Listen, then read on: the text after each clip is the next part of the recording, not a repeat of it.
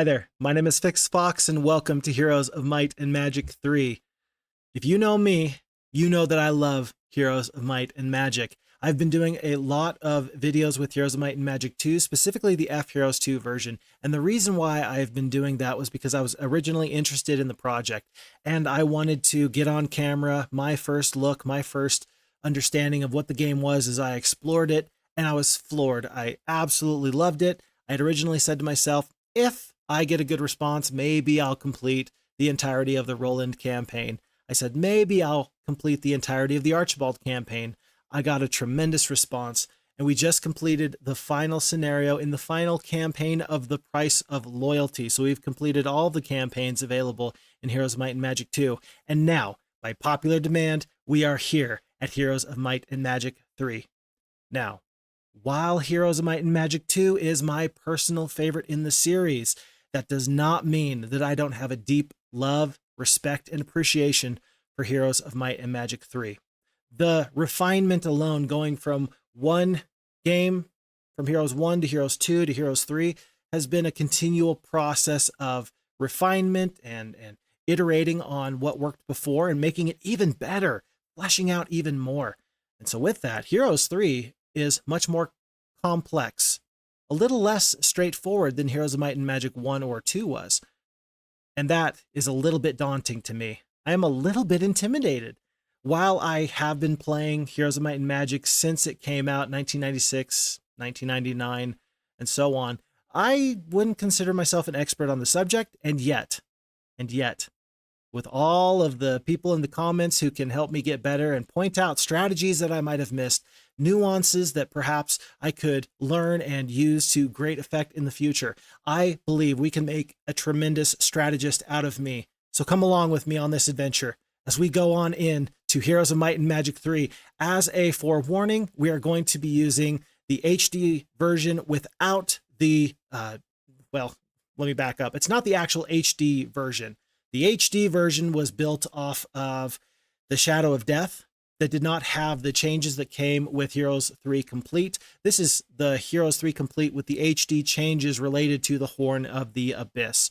And so it'll be a few quality of life buffs, things like the quick combat at the beginning of battles. That's going to be pretty darn important if we're going to slog our way through however many scenarios there are in these campaigns. There's going to be that, but as far as I'm aware, I do not have any of the Horn of the Abyss balance changes currently in place. And that means that there are a few bugs that are still in place, and yet I would like to play these campaigns as they were originally intended. So let's dive right in with my new beginning with another new beginning, and that will be the new beginning of Gem the Sorceress, except now perhaps she is not simply a sorceress. So let's go.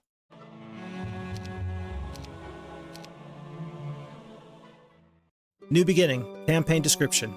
Gem arrives from Enroth, fresh from the Secession Wars. She first helps the Clover Green Militia and then aids a wizard's apprentice against the necromancers of Deja, clearing the border. Defeat all of your enemies to win the scenario. However, if Gem is defeated in combat, the scenario is lost. Gem is limited to level 10, but will carry her experience, skills, and spells onto the next scenario. It looks like we are going to be green, and there's going to be one red enemy here. First and foremost, let's make sure that we put this on impossible difficulty. That just indicates that we're going to have no resources. The computer is going to play to the very best of their ability. There is going to be times, I can guarantee you, where I will lose against impossible difficulty.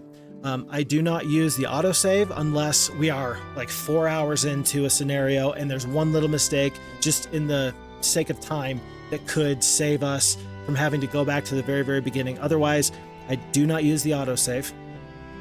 So we will be doing impossible difficulty here.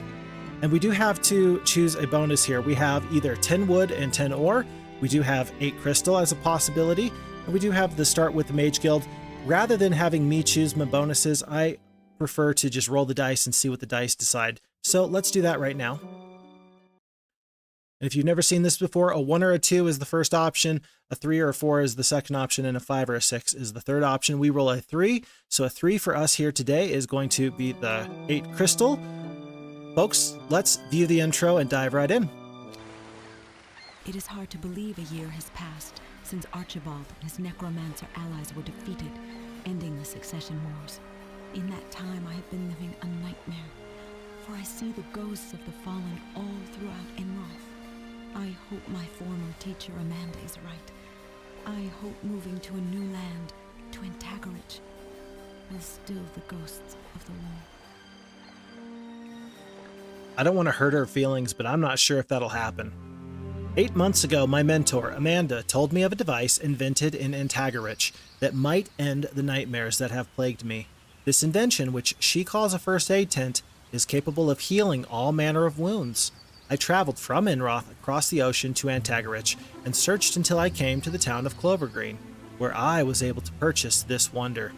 First aid tents, I soon learned, were in great demand here. Clovergreen lies in the contested lands between Erathia, Avli, and Deja. Currently, these lands are Erathian territory, but the Dejan necromancers were raiding over its border. Since the Erathian military has been slow to respond to this threat, Clovergreen's mayor Delino was raising militia troops but lacking an experienced commander to lead them.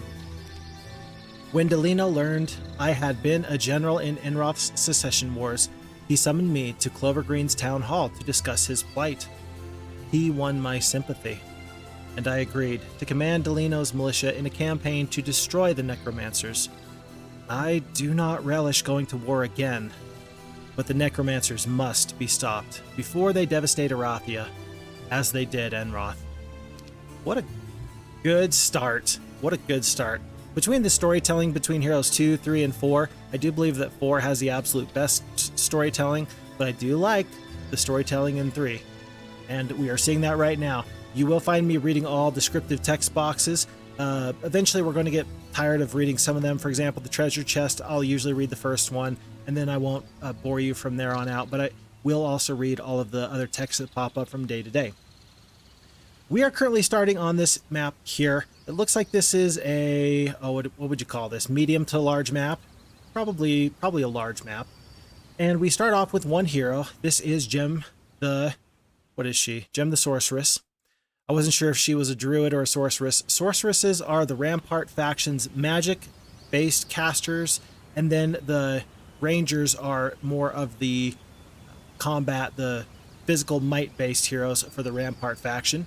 Gem the Sorceress has 0 attack, 2 defense, 1 spell power, and 2 knowledge. I'm not going to explain how these stats interact with each other. Hopefully you understand a little bit about what's going on if you've been following me from Heroes of Might and Magic 2. One big change here is that each hero in Heroes of Might and Magic 3 has a certain speciality. And while there is still 8 total slots of which secondary skills can be placed on a hero, they also have a certain speciality which will benefit their troops or your army or your kingdom in some way. For Gem, she has speciality of first aid, meaning that she'll receive a 5% bonus level to her first aid skill. That means that with this first aid tent, a object that you can purchase, a war machine, you will be able to help heal some of your troops a little bit more. And because it's Gem, she's going to do an even better job of that. Starts off with the basic wisdom, 22 centaurs. Very nice to see the centaurs. They're a tremendous unit for the Rampart faction. I think that Rampart actually has the most hit points out of any faction in Heroes of Might and Magic 3. Perhaps it's probably a close between them and Tower, I'm guessing. Real quick, this is just Gem's deal here. Gem was one of the greatest sorceresses that Enroth had ever seen, serving King Roland Ironfist during the Secession Wars. Shortly after Roland had secured the throne of Enroth, Gem left for Encroach. We do have 2 Rampart castles now. We have the castle of Rainhaven, and we do have the castle of Green Falls. Let's hop into first Rainhaven. This is the one that Gem is closest by.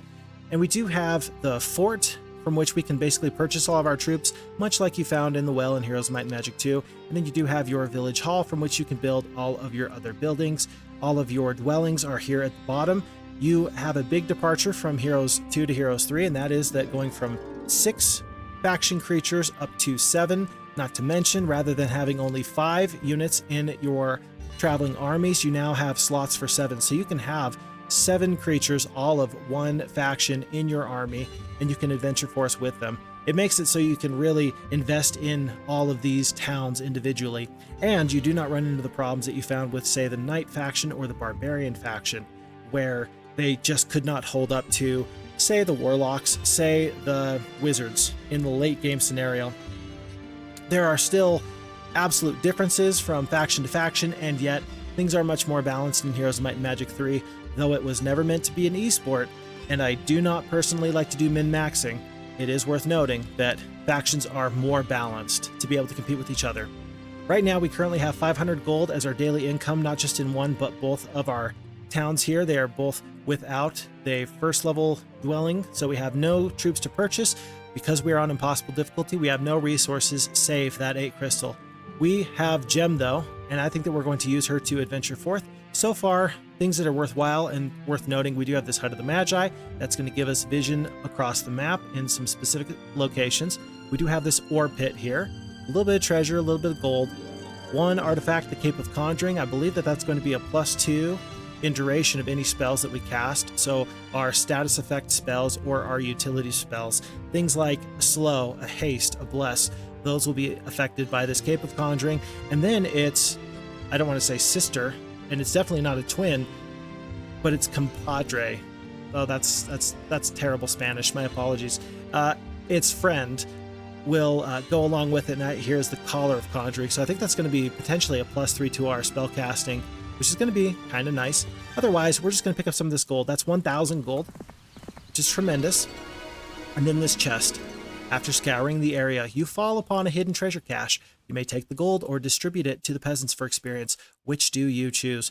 Knowing that we have no gold and knowing that this 1,500 will get us up to 2,500, which is the cost to get another hero, I'm going to take the 1,500 gold, 1,000 experience. That is 1 level, but I would love to get a second hero out over on this side of the map as soon as possible. So we're going to go here to this tavern. We have our choice between Josephine the Alchemist. She is a Tower faction hero. I don't think we're going to take her at this time. We do have Thorgrim, who is a ranger for us. Specialty resistance. It's okay. It's not bad. Right now, I just need somebody who can get out on the map. And with his 12 centaurs, he's the guy. So we're definitely not going to use him to pick up treasure chests to get any kind of experience. He's only going to pick up gold for us, and that's just fine. I do see this ore mine here. That's more important for me, for my secondary hero to pick up than anything else. I'm going to try and be smart with my movement here.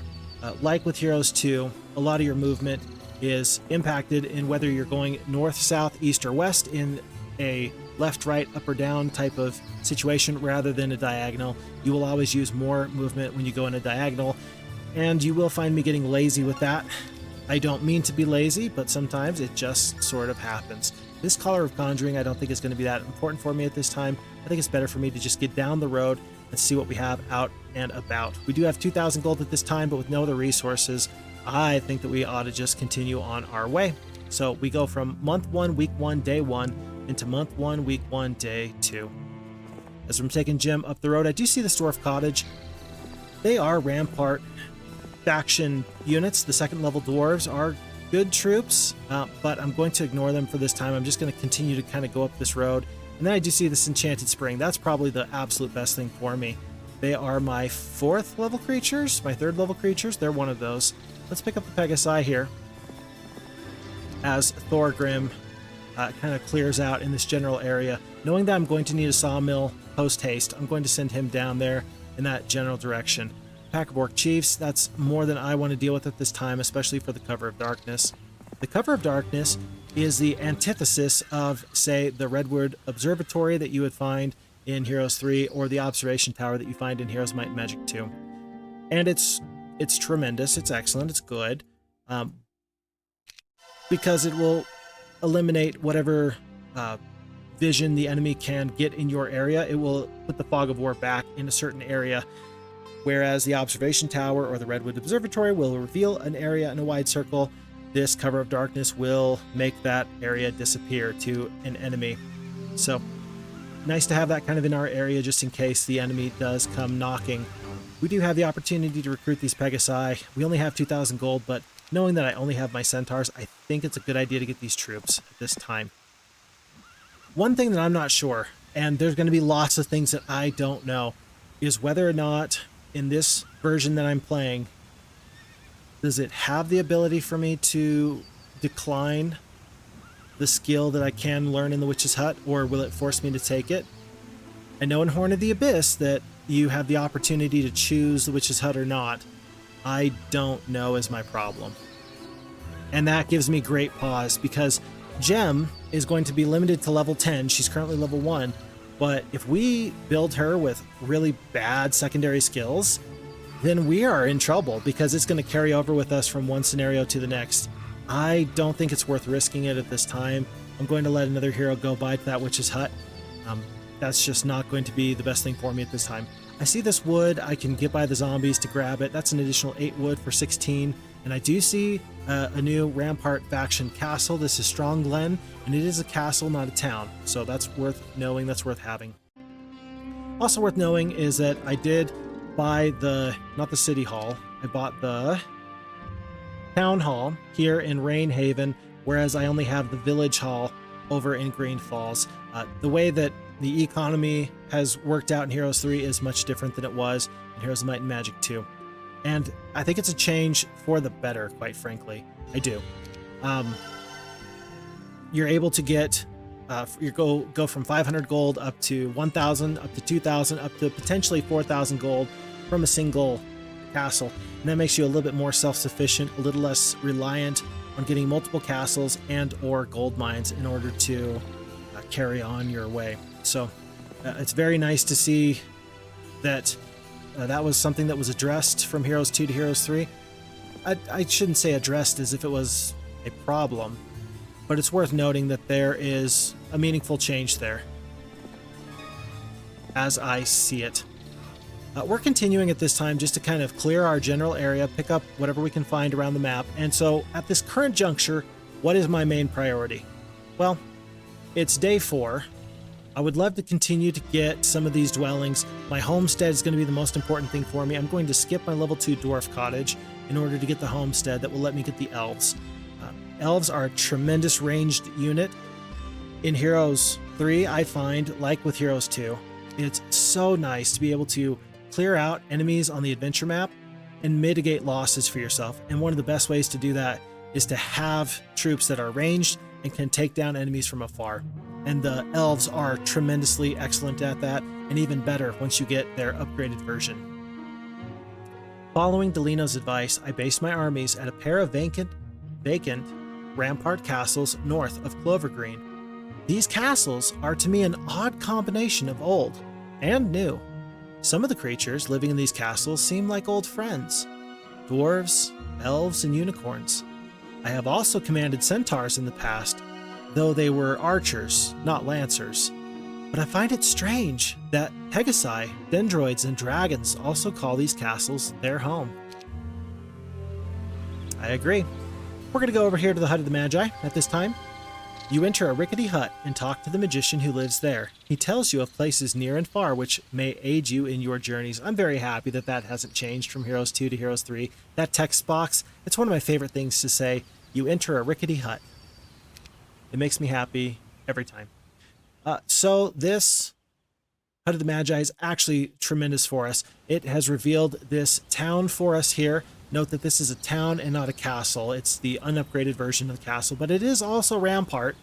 The defenders are minimal somewhat, but I'm seeing lots of things. I'm seeing some additional resources. Knowing that we are on impossible difficulty, it'll be very, very nice to try and find at least one resource generating mine of each type, if at all possible. Of course, there is wood and ore as your basic resources, and then you have sulfur, gems, crystal, and mercury as your kind of more magical, more precious resources.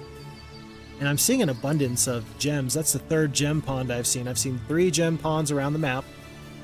And then I also see for the first time an enemy potential castle. It's currently neutral, but this is a necropolis town. That is where the undead will arise from. So that's also very, very useful to know about. I do see sulfur here. I think that that's the first sulfur dune that we have found so far. Crystal, mercury, sulfur. and gems everywhere. So it looks like we're going to have no shortage of potential resources. That'll open us up to the possibility of mage guilds and so on and so forth. I'm going to use Gem to kind of go back. It's day 5. I think that she's going to be able to kind of go home and get some additional reinforcements. I think that's going to be the very, very best thing for me. Note that in Heroes 2, you can step on these weekly dwarf cottages, these dwellings. You have dwarf cottages, you have your Enchanted Spring, and they will accrue troops over time. You don't have to pick up the troops every single week. In Heroes of Might and Magic 3, you do. So there's currently 8 dwarves I can buy total. If I don't buy them now, next week I can only buy 8 dwarves. Regardless of whether I purchase them the week before, they do not roll over. And that does add some of the strategy here. This is interesting, though. I'm going to use Thorgrim. Should I even pick up the Dwarf Cottage? I think so. No, I think no. What's the likelihood that I get the Dwarf Cottage right now? I mean, if I can get 8 crystal. Hold on, there's crystal right there. It's day 5. I wonder if I can get by these Medusa with Gem. Oh, let's see. We're going to get just a little bit closer and just see if I can steal this out from under them. I can. And that's going to allow me to get my Pegasi. And so I'm going to save gold. I'm going to save the resources I would otherwise spend. Just so that way we can get our Pegasi week 1. And that includes not getting this Dwarf Cottage. If I'm not going to get the Dwarf Cottage now, I will send Thorgrim on his way to explore rather than do anything else at this time. Part of the decision making in that is this. These external dwellings like the Enchanted Spring, like the Dwarf Cottage, these dwellings will impact your creature growth. So for example, if I look over this weekly centaur growth, it says it is growth of 16. The basic growth in this castle is 14. You get 14 centaurs a week. But then it also indicates that we have external dwellings, plus 2. If I go to my Kingdom tab, it'll have here on the right-hand side, it says I have 2 centaur dwellings, I have 1 dwarven dwelling, and 1 Pegasi dwelling.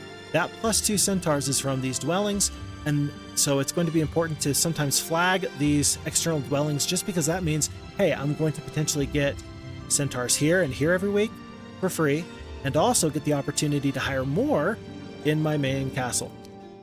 And so there's a lot to do on this battlefield to be active here on the adventure map. With any Heroes of Might and Magic game, you have to leverage the adventure map against your foes. You win the battle logistically first, and that is another way that you can do that, is by making sure you're staying on top of your dwellings.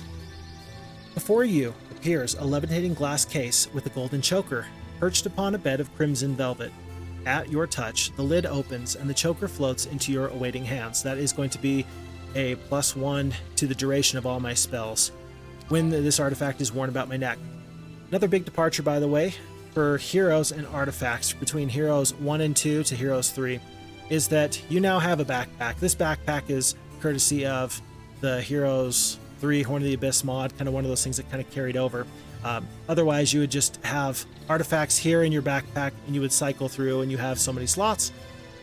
As you're trying to utilize artifacts, though, artifacts have a specific place that they will go. For example, you can only have 1 artifact that can be worn about your neck at any given time. And so if I find a better artifact that goes around the neck, some kind of necklace, maybe I'll have to make a decision. Do I choose this Collar of Conjuring, or do I go for that other artifact that might be more powerful? And so that means that I can't have 5 swords that give me +20 attack. That's just not how it works. I've only got 2 hands. I'm not an octopus. So you are able to still keep artifacts in your backpack and trade things out and be strategic in that way. But also, I like the way that they've done this. You can only have so many artifacts active on your one hero at any given time. So, very worthwhile noting that. It's day 6. Gem is... Let's see. I don't think I can take the Dwarven Treasury at any time. I definitely don't think I want to take on a pack of Magi. Unless the Pegasi come through huge for me. But I'm seeing an immediate strategy here that's pretty nifty for me as I get my Enchanted Spring. I see the possibility of not focusing on economic growth, specifically getting city halls and things of that nature, there's a lot of prerequisites that are especially going to take a lot of wood. It's going to be hard to build up 2 castles at the same time. Although I am going to do my best. Perhaps the best thing for me is to fight to get an extra 1,000 gold per day in these gold mines. I think that that's what I'm going to focus on trying to do. But then again, I'd also like to get these castles as soon as possible. There's many things I would like to do, and it's all about balance. It's all about finding the right balance. I don't know why I was heading towards those stables. I think I was just talking too much. Might as well take this learning stone, though, for my secondary hero. A smooth stone on the face of this pillar begins to swirl as you approach. Looking into it, you are amazed to see answers to questions you have pondered for years. The stone suddenly goes still, but you realize you have learned much. That's going to be 1,000 experience for the secondary hero. Excellent pickup because of the basic logistics. That's going to increase my movement over land by 10%. Tremendous for a secondary hero. School of Magic, I can pay some gold in order to get +1 to either my knowledge or my spell power, depending on what I would decide. And then otherwise, I'm looking at this, I'm saying to myself, I don't think I really want to get this pack of Magi, but getting these Enchanted Spring would be nice. Maybe I am going to have Thorgrim go to the north and then to the west, so I can meet up, give my centaurs over to Jim, and we can use that big army to defeat the vampires that are guarding that gold mine, and then go from there. Any amount of extra gold is going to be tremendous for me, I think. I might as well pick up the Fountain of Youth. It's going to be +1 morale and some additional movement today. You drink from the fountain's waters and feel young again. Sensing your renewed vigor, your army's morale improves, allowing you to cover additional ground as you head for your next battle. Worth noting that you can visit this Fountain of Youth multiple times in one day and get multiple boosts to your speed. You do have to step on it, fight a fight, and then go back to it, but it can absolutely be done. 2,800 gold. Do I get the Dendroids? I think no. Dendroid guards are a great unit, but they're pretty slow, in the same way that dwarves are pretty slow. I think that we're going to wait on any of these, but I don't think it's a good idea to go without my Mage Guild, though. I could get the Citadel. How much gold are we going to have next turn? I think it's going to be 1,500 gold.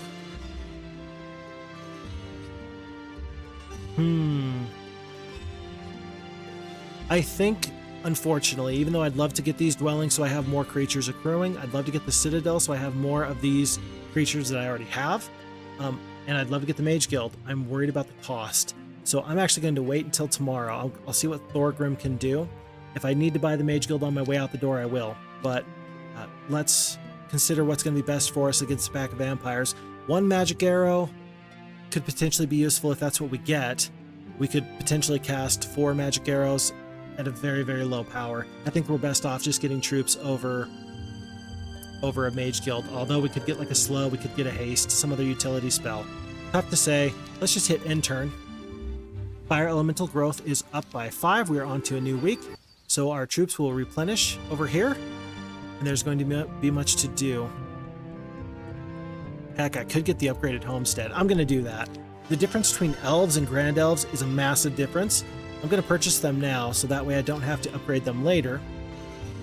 And is it best to get just 12 elves and nothing else? I don't think so. I think I'm going to go for 8. 8 grand elves. I'll pick up more centaurs along my way. Let's pick up Pegasi. Let's pick up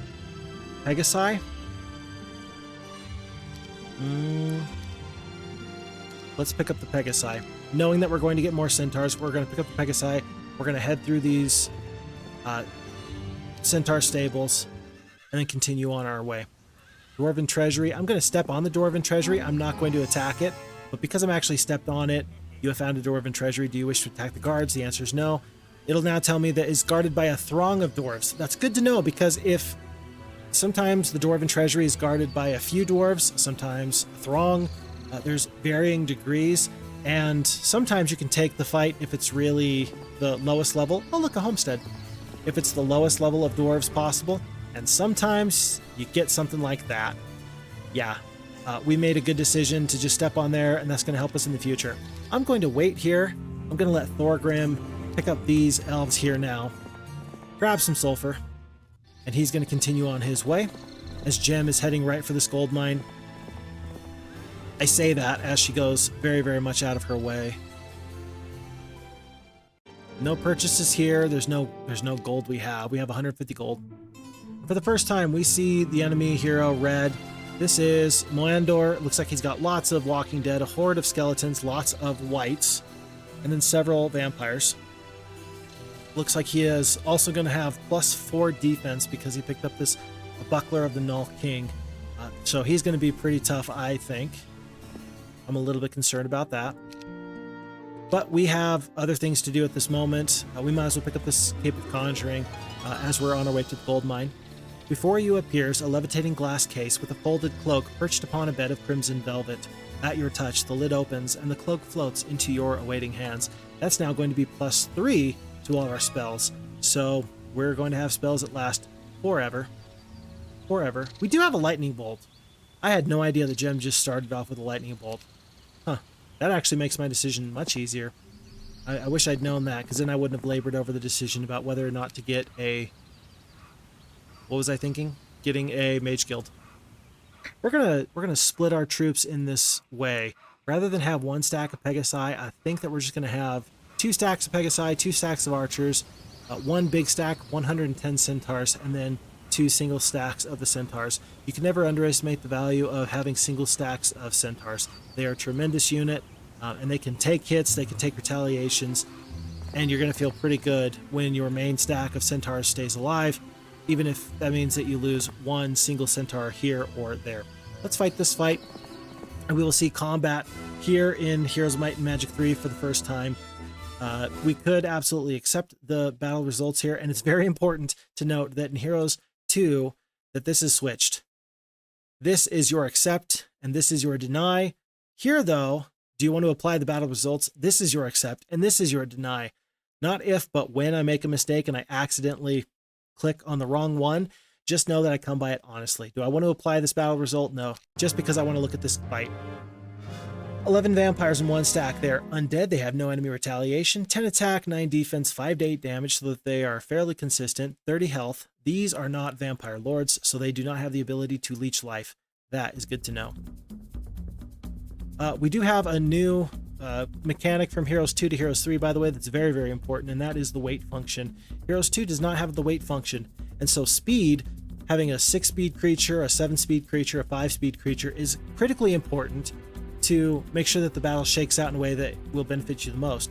Heroes 3 is much less straightforward than simply that speed stat because of this new weight function. For example, this Pegasi, it's their turn. I could hit weight and they will go from the very front of this fight down to the very end. And then it'll go from beginning to end and then from end to beginning back and forth based off of their speed. So they're 9 speed here versus the 6 speed here. We're just going to wait. We're going to let the enemy get closer. Notice that the flying creatures cannot cross the battlefield in one go like they can in Heroes of Might and Magic 2. Flying creatures still have a speed, and that allows for flying creatures to not be so broken. Also note that the range penalty that used to only be present when fighting castles in Heroes of Might and Magic 2 is now also a 50% penalty if these enemies are more than 10 hexes away from your ranged creatures. So it is a good idea to hit weight a couple of times just to make the enemy come to you. It seemeth me good. I think that if I attack right now, that these centaurs are going to put down a ton of damage onto these vampires. We're going to let them. There's those 2 centaurs. I think that we were going to lose one way or the other. I'm going to let my ranged creatures now do full damage. My grand elves with their upgrade now do 2 attacks instead of 1. And we ultimately lost 1 more centaur there than the auto combat said that we would. That's just normal variance from calculation to calculation. Note that if I really wanted to, I could hit this button here and say, do I want to apply this battle result? I could say no and fight the fight again. We're going to do that. I don't plan on doing that, but I'm aware that that's something we could do if we really have a major problem here in these fights. It feels kind of cheaty. It wasn't there in the original Shadow of Death or Heroes 3 Complete version, and so I don't plan on using that. I think that I'm just going to accept results as they come. I'm going to take my step forward rather than just get the gold this turn. I don't think I really need the amount of gold there. And I'm turning my attention to Moander after I get my gold mine here. Oh goodness, here he comes. Wow. Wow. They joined him. Interesting. Did they all join him? That's a little bit nutty. And a little bit concerning. I say a little bit, I mean a lot of it. Another thing that's concerning is these green border guards. Of course, like with Heroes 2, you get the tents and then you can pass this border. These monolith two-ways might be a bit of an issue if the enemy is getting those tents and then popping out and causing me major grief. I'm going to have to be very, very careful about that. I think it's time for me to kind of go into the center of the map. I'm pretty darn strong with my centaurs. I would love to get them up to centaur captains. It's not critically important, but it's something I do want to do. I truly do. I definitely want to get these Pegasi out on the map here, and I'm going to start thinking about gold here. Even though I do have my one gold mine, I think that I really do want to get this town hall as soon as possible. The homestead, though, getting as many elves, as many ranged troops as possible, is also going to be pretty darn important. Experience. Pack of Cerebri, I can beat them. Should I go out of my way? Now is the time where I have to consider to myself, there's so many wonderful things on this adventure map I could get, and if you try and get everything, you're going to fail. You have to be selective with your time because you only have so many movement points. Right now we have 1,700 movement points a day with Gem. You start off with 2,000, and then that number goes down from 2,000 based off of any creature below 11 speed. So our fastest creature is, I think, 6. Yeah, so 6, yeah. And so that's going to bring us down to 1,700. When I mouse over the portrait, it'll pop up here in this bar. That's where you can see how much movement points I have. And so I think since the Alchemist Lab is right here, I don't have one yet, I might as well fight this fight. There may be some losses, but I feel pretty good about my army after I defeated those vampires. Instead, though, they want to follow me. A group of Cerebri. Cerebri? Cerebri. There we go. With a desire for greater glory, wish to join you. Do you accept? I do want to have them join my army. Another difference from Heroes 2 to Heroes 3 is that you can adjust your army so that way you can pull troops that want to join you into your army. Pretty nice. Very nice, actually.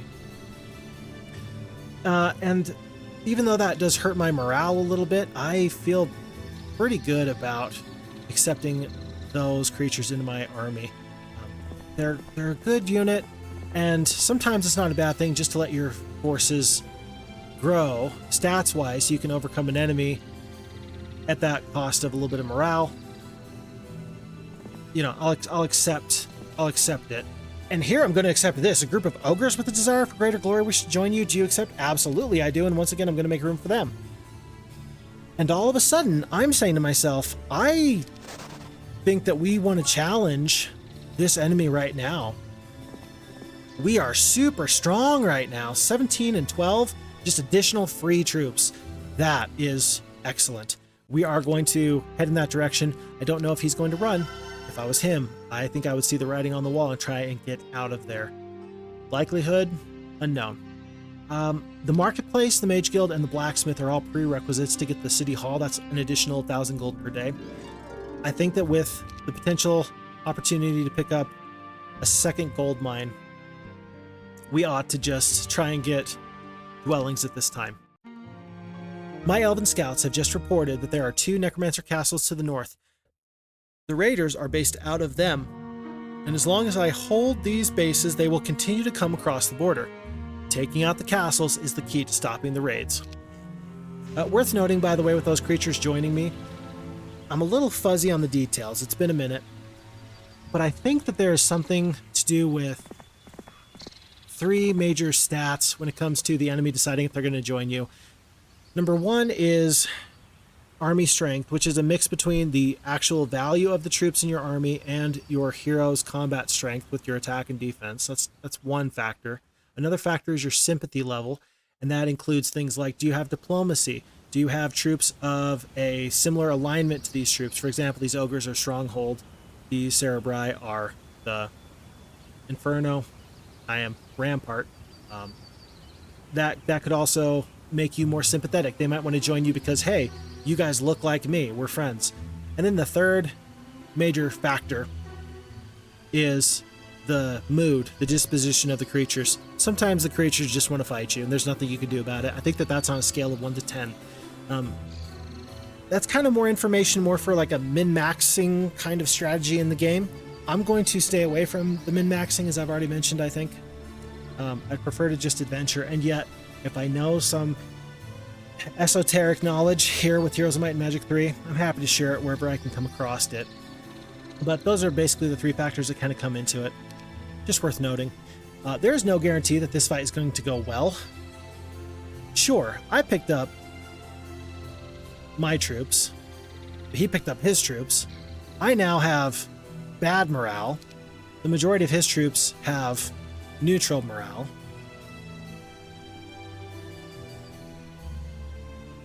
And I picked up higher tier creatures than he did.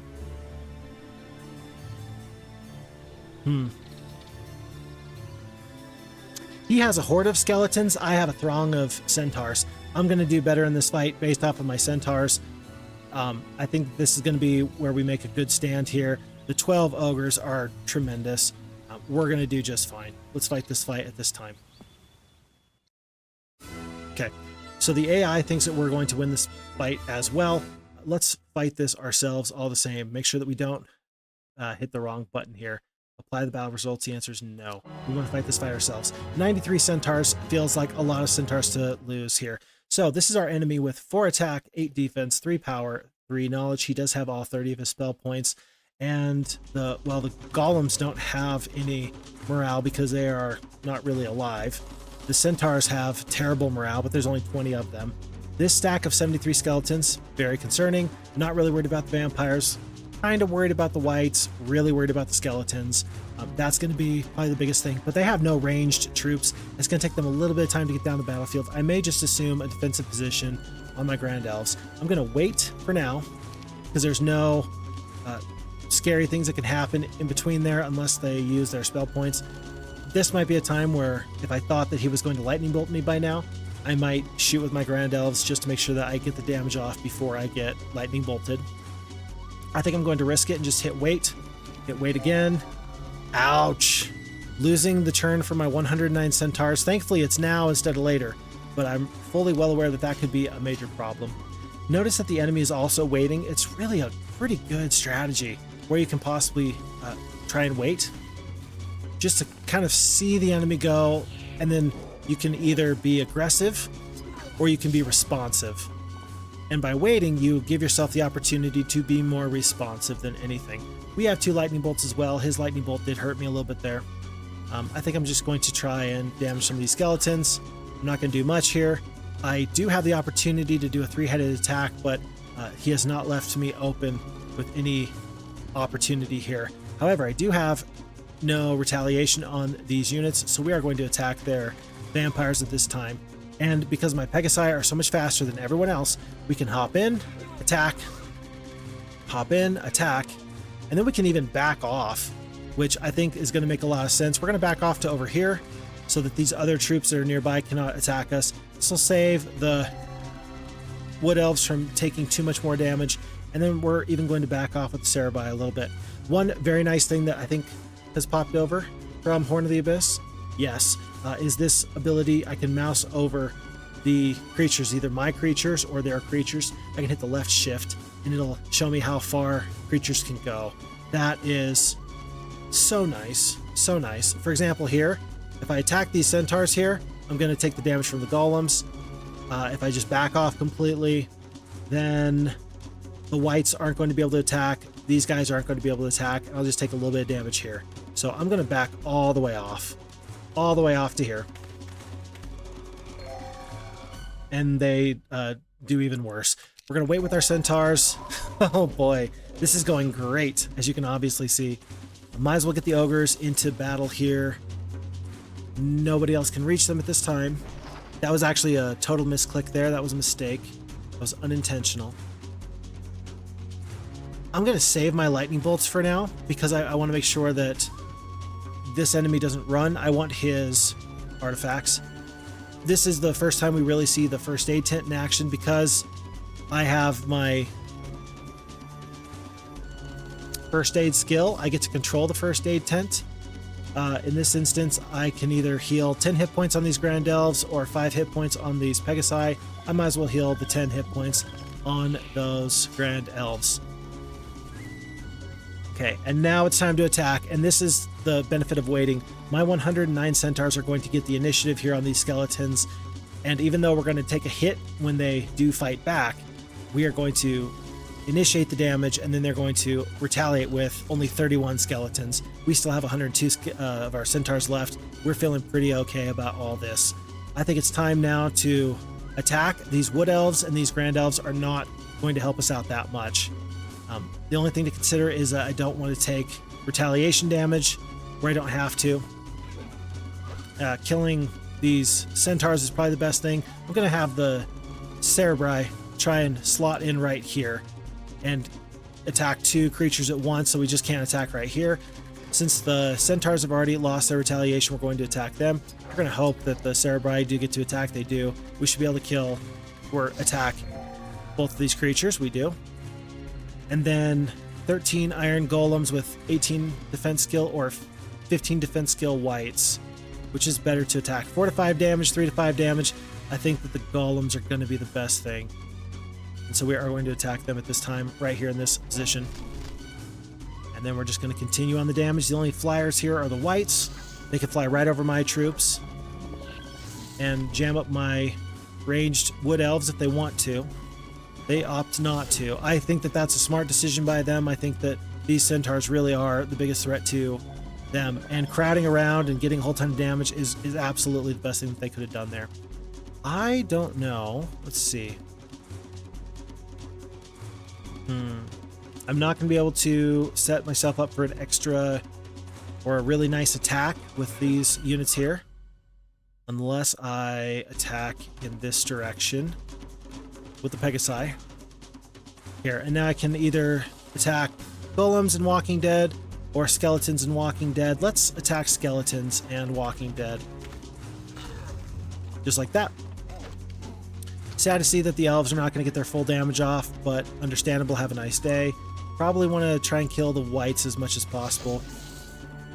And then, do I attack or not? I think I do attack. Really, the 12 ogres are going to really just start to pummel people to death. I feel like I'm knocking the rust off in a major way, by the way. My brain is currently set to Heroes of Might and Magic 2.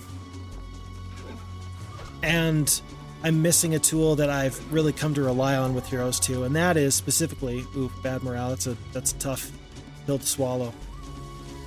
One tool that's in F Heroes 2 that I love so very much is the damage calculator. You can just mouse over and it'll pop up. There's something similar to that here.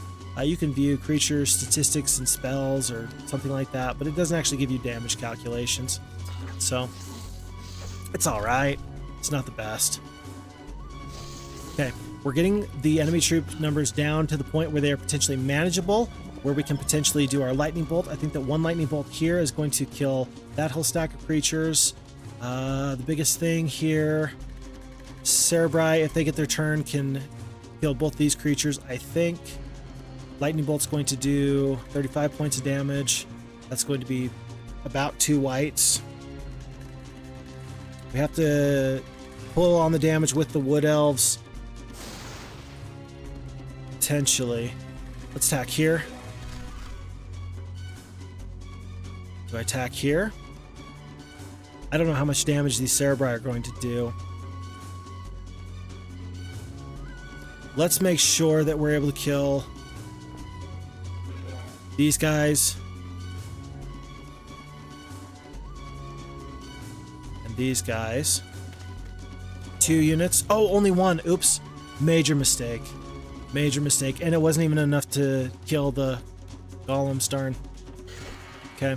Well, the enemy is going to get the opportunity to run. If I was them, I would take it. They do not take it. Why didn't you take it? Hold on.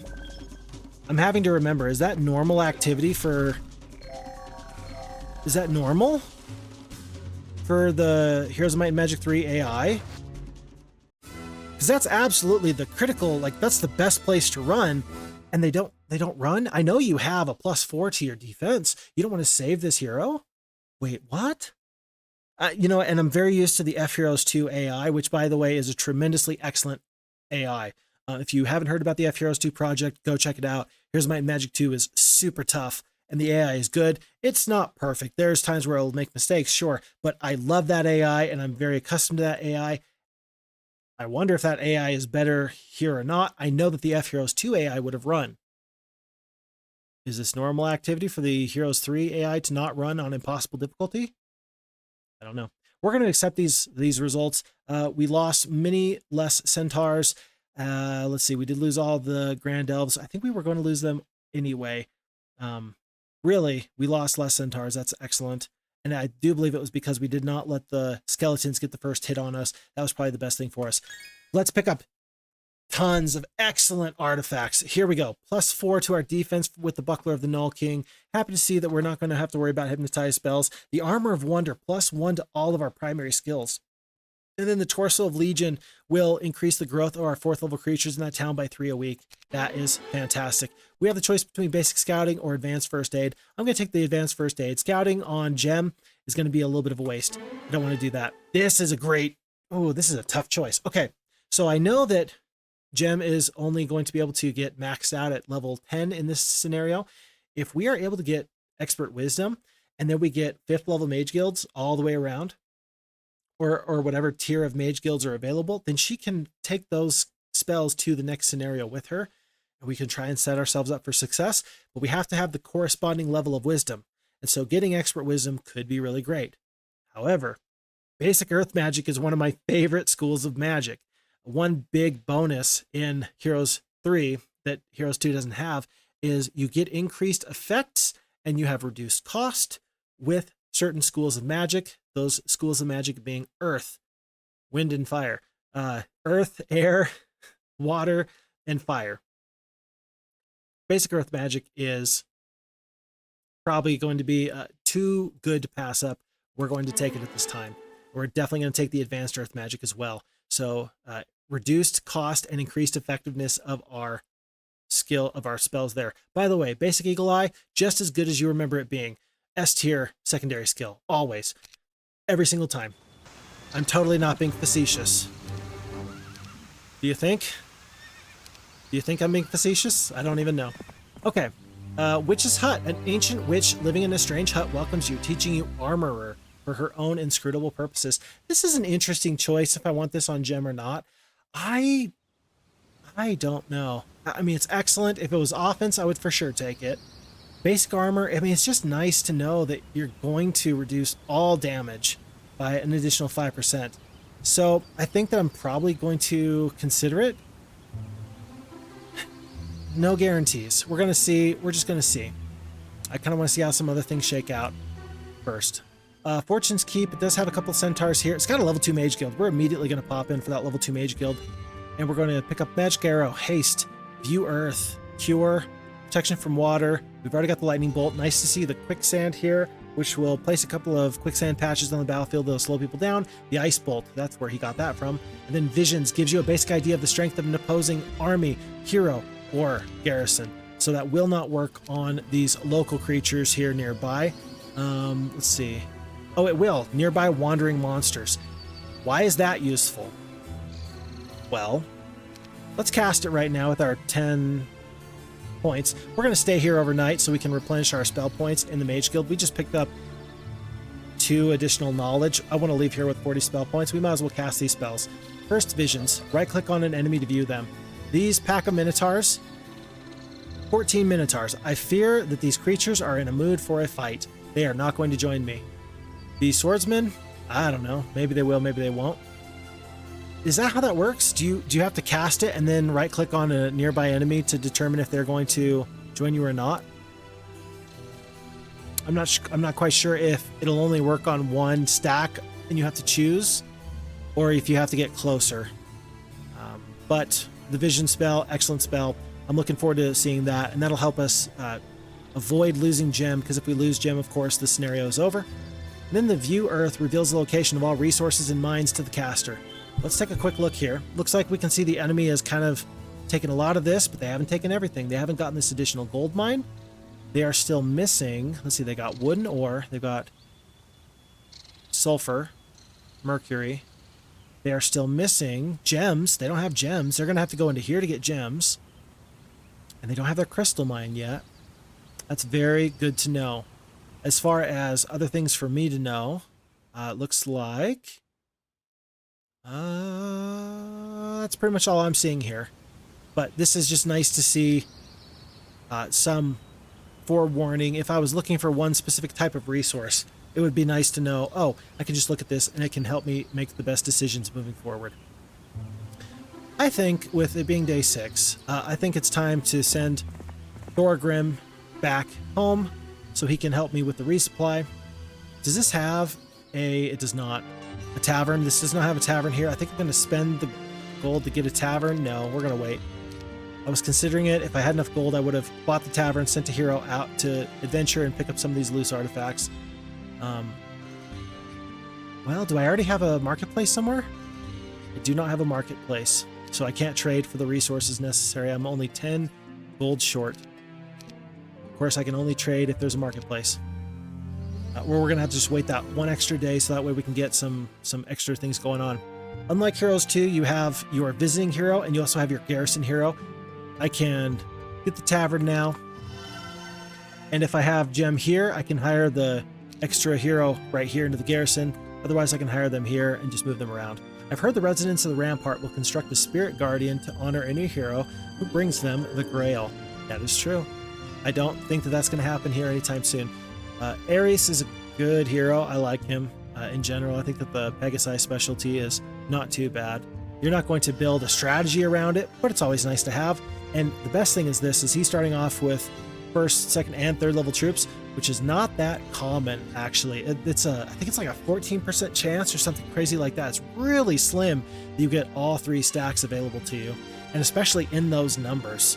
I think that was about the most wood elves you could possibly get, so really nice to see that. I'm going to let him keep the dwarves because they're speed 3 creature, and that will affect gems, overall movement points. In fact, he's probably just going to sit here. I'm going to have him pick up the gems, and he'll come back and get this water wheel very, very soon. We'll continue on with Thorgrim. And then we're going to have Gem pop back out. We did just defeat a very tough hero. We do have 40 spell points. We still have these excellent creatures with us. Should I attack with my 8 defense?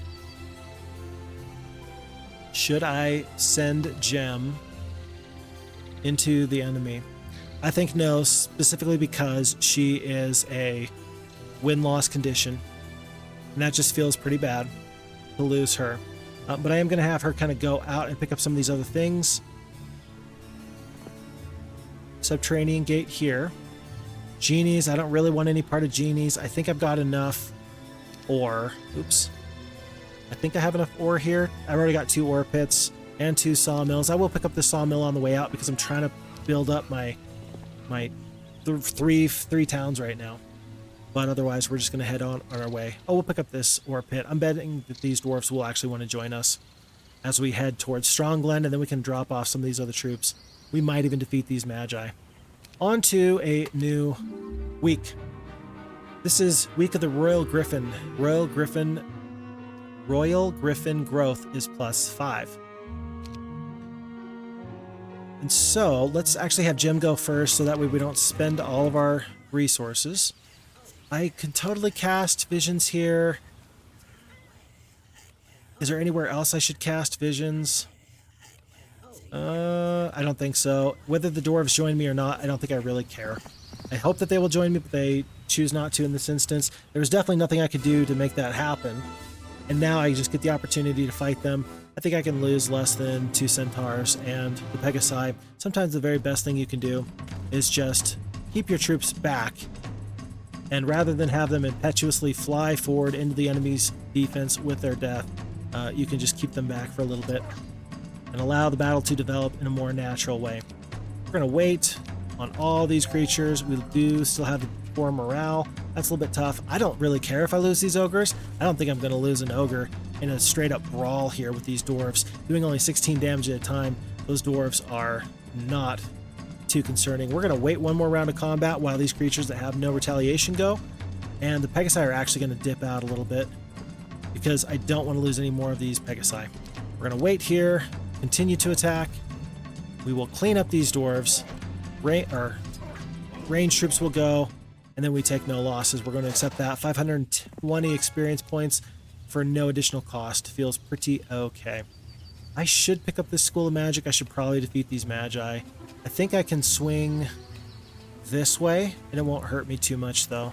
It won't hurt my feelings too bad to swing in this wide area here. I do need to make sure, though, that I'm making sure that my troops are correct, including having one centaur here. I'm gonna have the Pegasi closer to the bottom of the battlefield, and I want the ogres in the very middle so that they can respond to any given situation as it comes up. Extra 1,000 gold. And do I need the crystal? I got 4. I don't know when I'm going to pick up this crystal mine. I might as well pick up this crystal, and then I'll go around and then use Eris to explore into the enemy's territory. We have 7,000 gold. How many centaurs does Jem have? 43. I don't think it'll hurt my feelings, actually, to get the upgraded centaurs here in Green Falls. Buy troops now. Go the long way with Thorgrim. And then I'll upgrade the centaurs into centaur captains once I get up to the other castle that I have. So there's an additional 14 centaurs. There's going to be more here. Pretty soon we're thinking about this Dwarven Treasury and this crystal. It's going to give us a lot if we can manage it. Not to mention this Crown of the Supreme Magi. That's a priority right now. Okay, let me stop for a second. As currently constituted, what are my priorities? Number 1, I need to know what the enemy is doing. I need to get this gentleman into the territory over here so I can see them coming from a long way off, and I can see some potential adventure map opportunities so I can make the best decisions, because Heroes of Might and Magic 3 is an information game. Making the wrong decisions because you don't have information feels pretty bad. Also, I would like to get this other castle. I don't think I can upgrade Fortune Keep anytime soon. It's just kind of a border town to help maybe prevent the enemy from coming my way. But if I can get Strong Glen and I can start to really upgrade 3 castles, I'll be feeling pretty good. I probably need to focus on getting more gold, at least this second gold mine, and maybe more. Jem is pretty darn strong with this army. We just need to let her keep on going.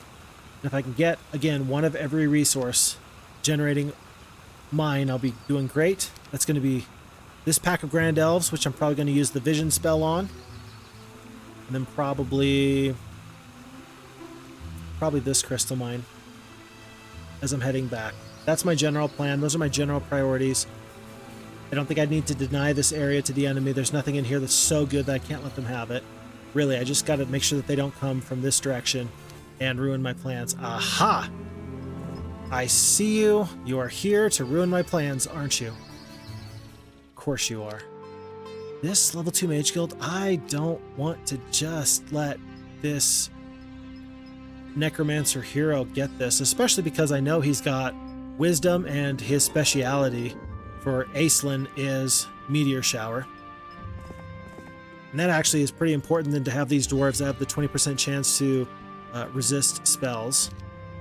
I'm just gonna give. Do you have a spell book? Oh, you do. Oh, great. We're going to split our troops up and just hope that with some ice bolts, 1 ice bolt, 2 ice bolts, and a magic arrow, maybe 4 magic arrows, that we can defeat single stacks of creatures. That's my hope. That's my plan. Otherwise, Jem is continuing to clear in this kind of crescent moon shape. I'm going to accept the loss of 2 centaurs. Not that big of a deal. I will want to go and pick up these Pegasi.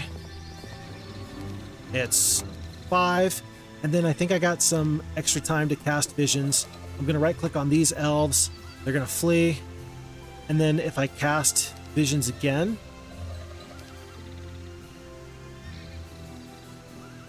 are these Pegasi too far away? Is that how that works? I guess that the Grand Elves are close enough, but the Pegasi are not. So I probably just wasted 2 spell points, but we're doing this in the pursuit of knowledge, which, if you are a scientist, you will agree with me that there is few things so important as that. This is going to be where I upgrade my Centaur stables. And I wish it told me how much it would cost to upgrade. So it's 70 to 90, and in Heroes 2, it's double the cost of the base level creature to the upgrade is what it costs to upgrade them. So for example, here, this would be the cost of 40 centaurs per unit. So, okay, how about this? Let's make this easy. Let's just go for 10. So that way I can do simple math. I'm a simple person. Let me do simple math. So to upgrade 10 centaurs is going to cost 200 gold. So 20. Okay. So that's 20 gold per unit. So it's just the cost to upgrade them. That's really nice to know, actually. Does that hold true for all troops? I don't actually know the answer to that. But what that should mean is I should be able to upgrade half of 85. So what? 42? I should be able to upgrade 42. We're doing some math here. Yeah, 42 is going to be 840. Okay. Ah, you see, I'm getting smarter. I'm getting better at this game, and that feels really nice, actually. It really does. That's part of the thing that I love about Heroes of Might and Magic is that it doesn't matter what you know, you're going to find out more and more about the game, and you're going to have a great time doing it. I'm going to cast Visions again.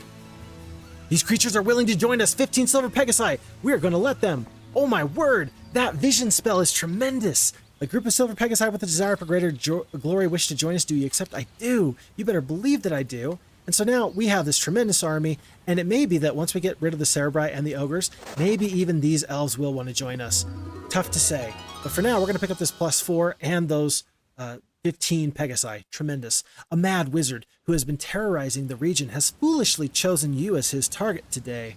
Realizing that his power comes from his crown, you take aim with your bow, knocking the crown from his head and releasing him from his crazed madness. Grateful to be free, he lets you keep the crown. +4 to our knowledge skill. That's 4 more lightning bolts if you stop and think about it, which I do. Rather than kind of go into this area, I'm gonna pull back. Okay, so now this tells us you cast Visions once a turn, and it will let you see creatures so long as you were close enough. Right now we can't see this pack of greater basilisks. How about now? And now we can. Okay, we're learning. We're getting better. Armorer. Do I get Armorer or not? I think we do. I think we do for this reason. Which is better, attack or defense? It holds true across all of the Heroes of Might and Magic games, this conventional wisdom that is thus. Attack is great because you can do a whole ton of damage, but eventually you will get hit, and when you do get hit, being able to mitigate damage and keep troops on the battlefield will save you gold, and it will increase your offensive output anyway. For that reason, I am going to take Armorer, although this is not something I don't know if this is the best decision. There's definitely better secondary skills. There's definitely better secondary skills. I like Armorer, though. I do. An ancient witch living in a strange hut welcomes you, teaching you Armorer for her own inscrutable purposes. So, right now it's 5% damage reduction. We're just going to stay right here. I don't trust that Aislinn is going to not come back with a bigger army. Well, but if he does, then we'll deal with him because he already ran away from us once. He wasn't scared off by Fortune Keep's defenses because guess what? There are none. It's important for me to just get out onto the battlefield and to have advanced warning of an enemy coming my way. We have 3,500 gold. Let's upgrade the rest of these centaurs. Let's pick up... shall we pick up elves? Let's upgrade here, buy out as many elves as we can, and then let's head out with this army for this resupply.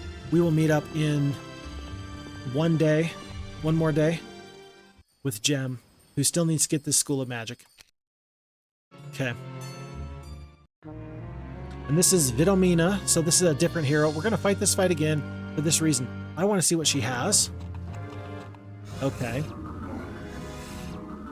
Okay. Okay. Okay. Black Knights are scary. They're the best. Well, Dread Knights are the best, but Black Knights are the unupgraded version of them. Best 5th level? 6th level creatures? They're the best in their respective tier out of all the other creatures of the other various factions. So this is not nothing. This is something worth seeing there. 3 attack.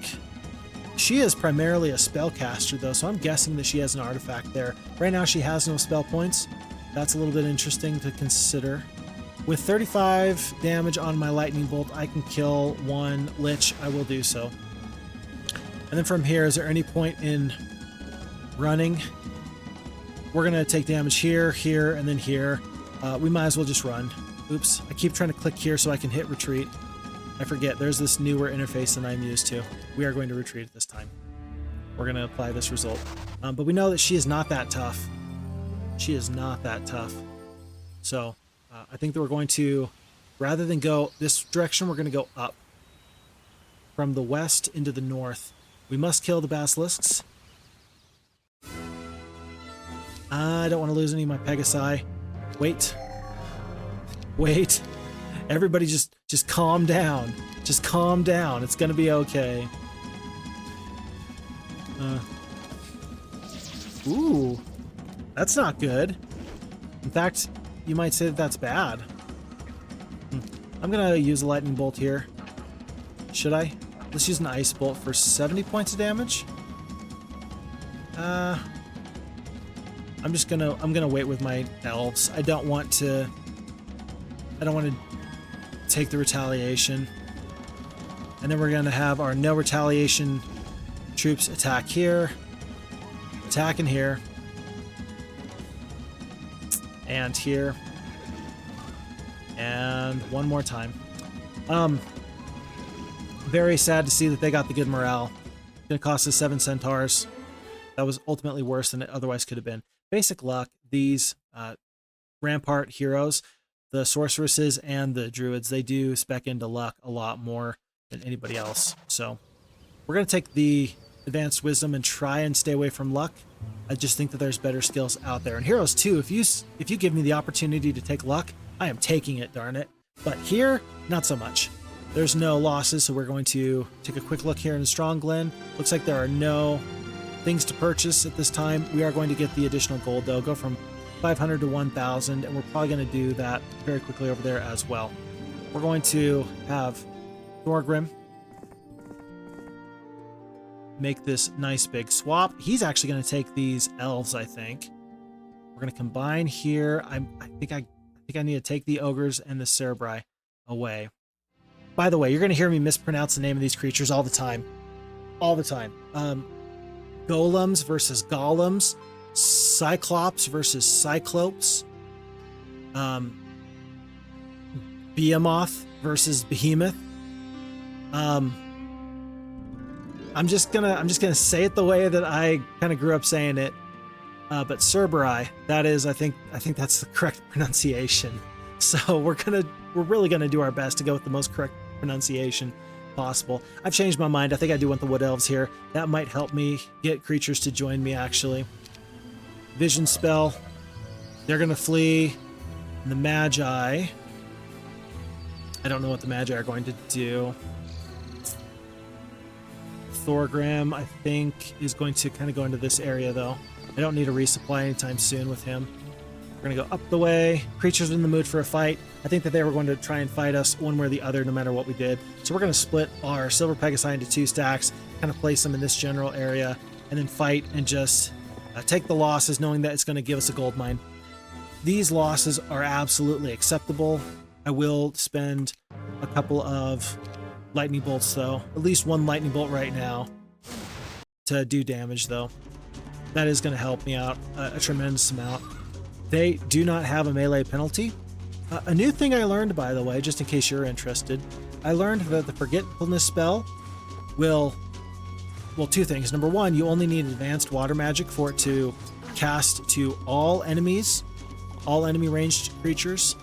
And also, if you have a no melee penalty and you are a ranged creature and you have Forgetfulness cast upon you, you will lose out on your no melee penalty. That is insane to me, but apparently that is correct, and I don't know if that was changed. We somehow fought that fight worse. It's because I'm just terrible. Oh well. Advanced armor. I'm happy to take that over the basic Eagle Eye. Very happy indeed. We do get the gold mine before the new day, and I'm feeling a-okay. We've got to get the School of Magic, and I think that we're going to, again, kind of path into this direction. I'm feeling super strong. I'm feeling so strong right now. So I'm going to continue on my way. I think I'm able to get most of the way up here in short order. I don't know if I need to stop in at this homestead or not. I just haven't kept track very well. With 1,000 gold, there's not much to do. Let me just see here. We've got our city hall here, still to purchase. We purchased our city hall. We purchased our town hall here. So 3 town halls plus 2 of our gold mines, 5,000 gold per day. We're doing pretty okay. We're doing really okay, actually. The only thing that is really a problem is that we do not have our gems at this time. I'm going to come back for those elves very soon. I really am. I really am. Otherwise, I just want to get up this road to see what's up and about here. I have played this map before.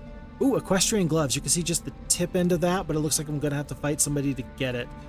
And I know that there's guardians here, but it looks like the enemy has gone in this direction rather than going in this direction. It's a little bit of a coin flip, a little bit of a toss-up from game to game about what you can expect from them in that regard, but this is not unexpected. This is not something I can't deal with. How about that? There are no wood elves to recruit. I know I can defeat her.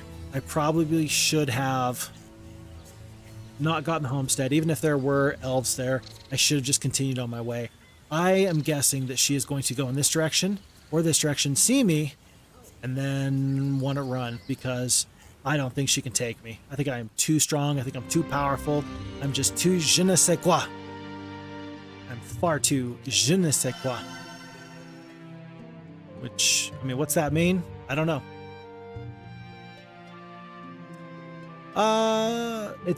I'm way overdue to have built these citadels. It's time. With 102 ore, what am I doing with my life? Oh my goodness, we have to get one marketplace right now, just so that way I have some flexibility. Oh my goodness, what am I doing with myself? Goodness gracious. Okay, nobody here that I want to fight. Oh, and I definitely don't want to deal with this pack of Arc Magi here. Thorgrim. We'll stop in at the black market, but I don't think we're going to end up picking anything up here. And then Vidomina is going to get completely trashed here. I may take some damage because of spells. No, she only had 2 spell points at the time. That was like 4 days ago. Unless she's got mysticism or something that will help her recoup more spell points. She may have 1 or 2 ice bolts, which she picked up from this castle here. We are not going to apply these results. We're going to try and see if we can keep her from running. So let's fight this fight again. And I think I'm going to wait and then leap out at her. Maybe I can bait the AI into sticking around for a second. We are so fast that that is a possibility. The only thing I'm going to do is I am going to fight these liches long range. Nope, the enemy fled. Well, that tells me that maybe they just didn't care about Moander? Is that how you say that? Moander?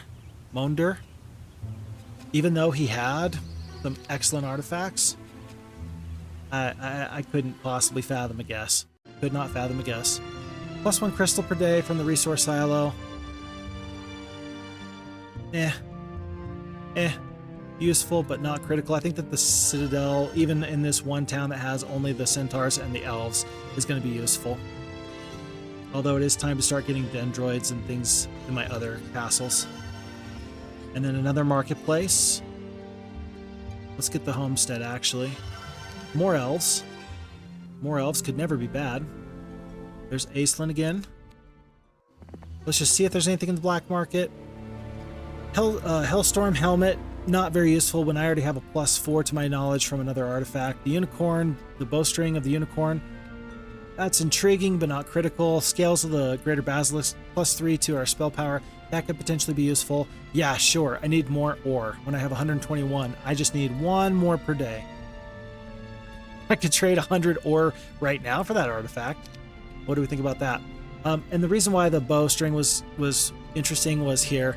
The Angel Feather arrows plus the Unicorn bowstring plus the Cherry bow. That'd be +5, +10, and then +15% of the archery skill. That could be intriguing.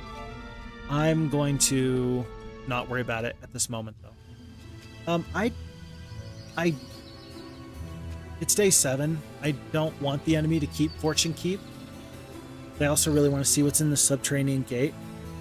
It's actually probably useful for me to go to Fortune Keep, take it over, hire a hero, send the hero out, maybe to the Subterranean Gate, maybe not. I still need gems. We're gonna head here. They picked up the Mystic Pond. What a terrible building. For those of you who don't know, the Mystic Pond is a building that it'll cost 2 of every resource, plain and precious. And you will get a small amount of resources every week. So it's going to cost you, or it's going to take you at least 7 weeks to maybe break even on the resources. And probably even then, not so much. It's a pretty bad investment. 7 weeks? 7 weeks? Oh, goodness. Terrible investment. We do need a gem mine, though, so we're going to pick up that now. I'm going to pick up another hero. It might as well be Ares. Ooh, we do have the most gold right now. That's pretty interesting. That's useful to know. And should we get the town hall now? I'm thinking about getting this 3rd level mage guild, actually. I'm thinking about it. Okay, this is interesting. We have a unicorn glade. I would have to fight the guardians there. I think it'd be 6 unicorns in 1 stack. Otherwise, I'm just going to head for this refugee camp. I don't think I'm really worried about this Ring of Infinite Gems. Monarch, Wyverns, Wyverns. You can say it however you want to. I don't care. I'm not going to call you on it. Wyverns or Wyverns. They're going to be more of a fight than I want to deal with just for that 1 artifact. So I'm not going to worry about it too much. And otherwise, we've got 2,500 gold left. What are the purchases? We could get Dendroid Arches. We could get... no castles, no citadels. We could get this citadel. None of crystal here. Probably the best thing for me to purchase is going to be...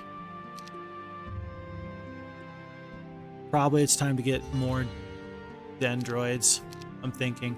This has a... Let's see, citadel. This one has a citadel.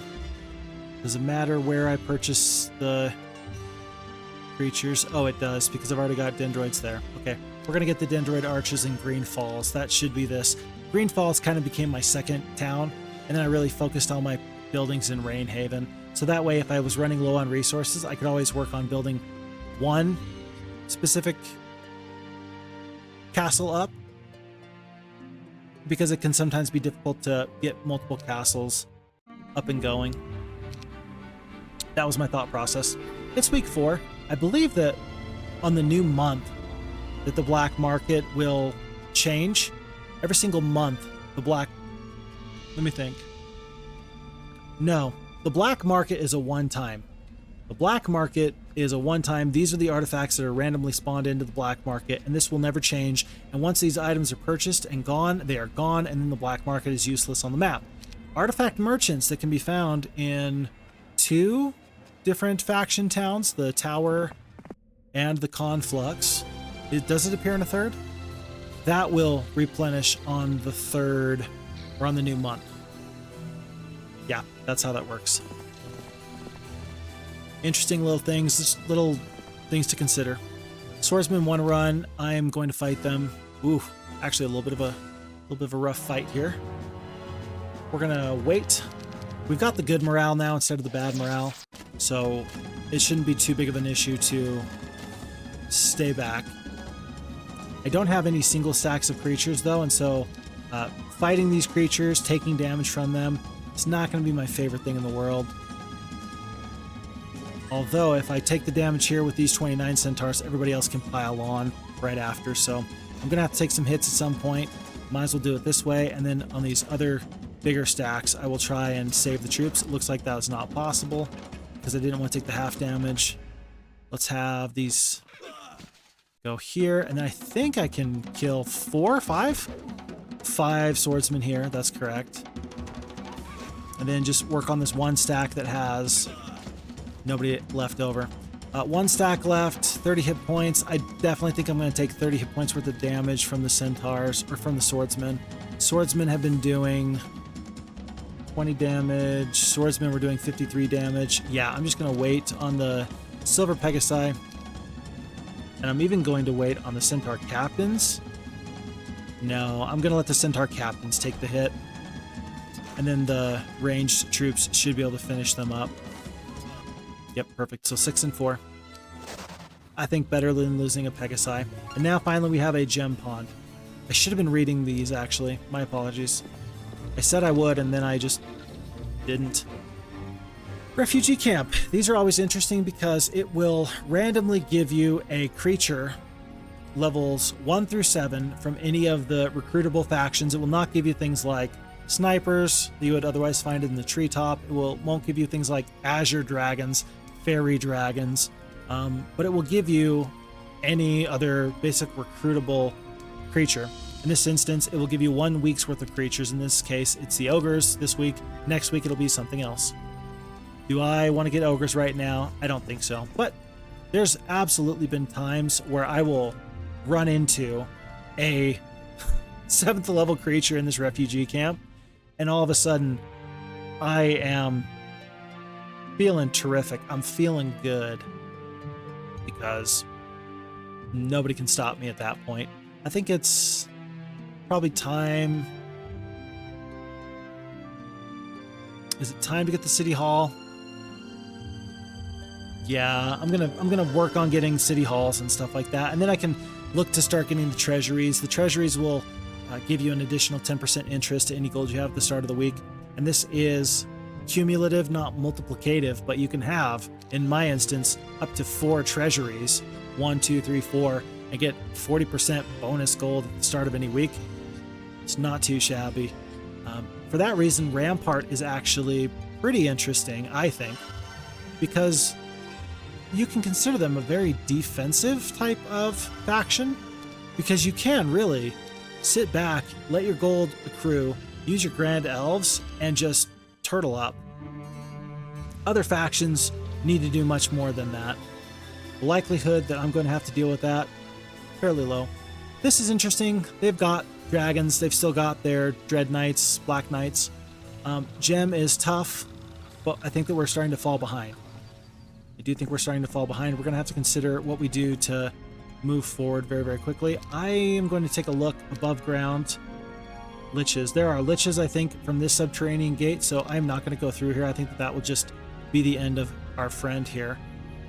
One-way monolith is exactly what you think it is. It's a stone lith that you can go through, and it will take you into one place and one place only and spit you out on the other side. I probably am fighting this map way too slow. I'm going to purchase, well, I am fighting this map way too slow. I already know that. I know that as of right this very second. What I need to do is press my advantage while I still have gold mines and while I have all these troops. I think I need Thorgrim to go back as soon as possible. Pick up units and then get them to the front and then crush the enemy before they get another week's worth of their bone dragons. That's what I need to do. In the meantime, I'm still going to try and use Gem to move forward a little bit. Try to avoid losing to Minotaurs. I'm going to use all the spells I have here, just so that way I can prevent damage, and I'll make sure I go back to my Mage Guild post-haste. Minotaurs are one of my favorite units, by the way. They have good morale, at all times. The only thing that will affect that and take them from positive morale down to negative morale is the Spirit of Oppression, which is an artifact that will not remove negative morale, but it will always remove any positive morale. So really pretty interesting to play with. It can hurt you or it can help you. But that means that they have a good likelihood of going twice here. I say good likelihood. It's closer to, what is it? Let's see, 12.56. It's like a 3%, 4% chance, something like that. Because I know that if you get -3 morale, that's a 25% chance that you're just going to get obliterated by some negative morale. I know that. And then I think that it's half again on the flip side for the other, for the positive morale. So I do think it's 3%. I could be wrong. Again, it's been a long time since I looked into it. These are things that I once knew. I once knew these things, and the nice thing with Heroes 2 is this. I spent 5, 6, 7 months playing all the campaign scenarios, 1, 2, 3 videos a week, and I got so much better at the game. This is a hobby for me. This is just fun. I'm having a whole ton of fun, and I think I can get better at the game without trying to min-max and like kill myself, like reading a whole ton, just like kind of getting a feel for the game again. And I'm really excited for that. I don't pretend to be the best Heroes of Might and Magic player you ever saw. And if to this point you think, wow, this guy sounds like he knows what he's doing, I don't feel like I'm an expert on the subject. I really don't. But I have so much fun with this game, and it's really an excellent, well-made, wonderful game. I'm excited to enjoy this, and I hope that you're enjoying this so far, by the way. I do. Yeah. You're going to hear rambling. You're going to hear my thoughts on tactics and battle and evaluating positions here. But ultimately, you're also going to get a whole lot of me. That's part of the reason why I have the camera, so that when something crazy happens, you can be like, oh my gosh, what's Fix Fox's reaction? And I go, oh my gosh. It's kind of one of my favorite things personally. So anyway, this is one of those times, actually. Expert Earth Magic. Oh my gosh. I need to find a slow spell immediately. We just became terrifying to deal with if we can get a slow. The Magic Arrow, okay. The Quicksand, that's not good enough. I need a slow. And for that reason, I need to start checking Mage Guilds. There's my slow. This is going to be in Green Falls. It's going to be over here. Gem needs to get back here. I know I talked about being very fast and kind of pressing my advantage. I will press my advantage. I'm going to go back so that way I can kind of help make that better. I'm just going to hope that Vidomina doesn't make a beeline for this cleared path. And we're just going to go. We're probably going to meet her in this eastern quadrant of the map as we rally our forces and get them to the front. That's what I anticipate happening. And so now it's going to be Gem kind of taking troops from the west. It's going to be Ares taking these bonus troops that are out on the map. And then it's going to be Gem, or excuse me, it's going to be Thorgrim taking the troops from the south. That's going to be the best thing for me. We are not going to focus on these city halls at this time. We're just going to make sure that our troops are the biggest, baddest troops you can get. Dendroids. Should I get Dendroids? Or should I push towards unicorns, unicorn glades, and things like that? Very tough to say. War unicorns are good. Tell you what, we're definitely going to want to make sure that we have upgraded elves and centaur captains in both of our towns. And then I think that we can at least get up to city halls in all of our other areas here. And that should be fine. And Gem's going to stop in at all of these castles to pick up those spells. Look at how far he's going. I kind of hoped that I could get back and get those Pegasi before the enemy got to them, but the enemy just made a beeline. It is a little bit concerning, and I wonder, I know that the F Heroes 2 removed something that was problematic in the original Heroes of Might and Magic 2, and that is that the Heroes of Might and Magic 2 originally cheated.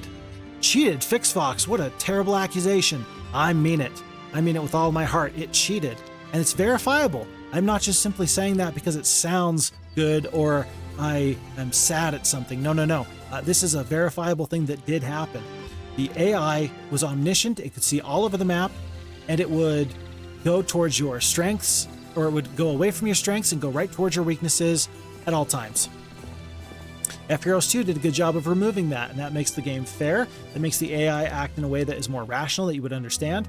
And yet, when I see it go and immediately just go here, that's a little bit concerning. Although I think that we talked about, did they need a sulfur dune? No, they needed the gem pond. So why you went for the sulfur and not the gems? Was it strictly because of those silver pegasi? Did you know that they would join me? I do not know. I cannot say.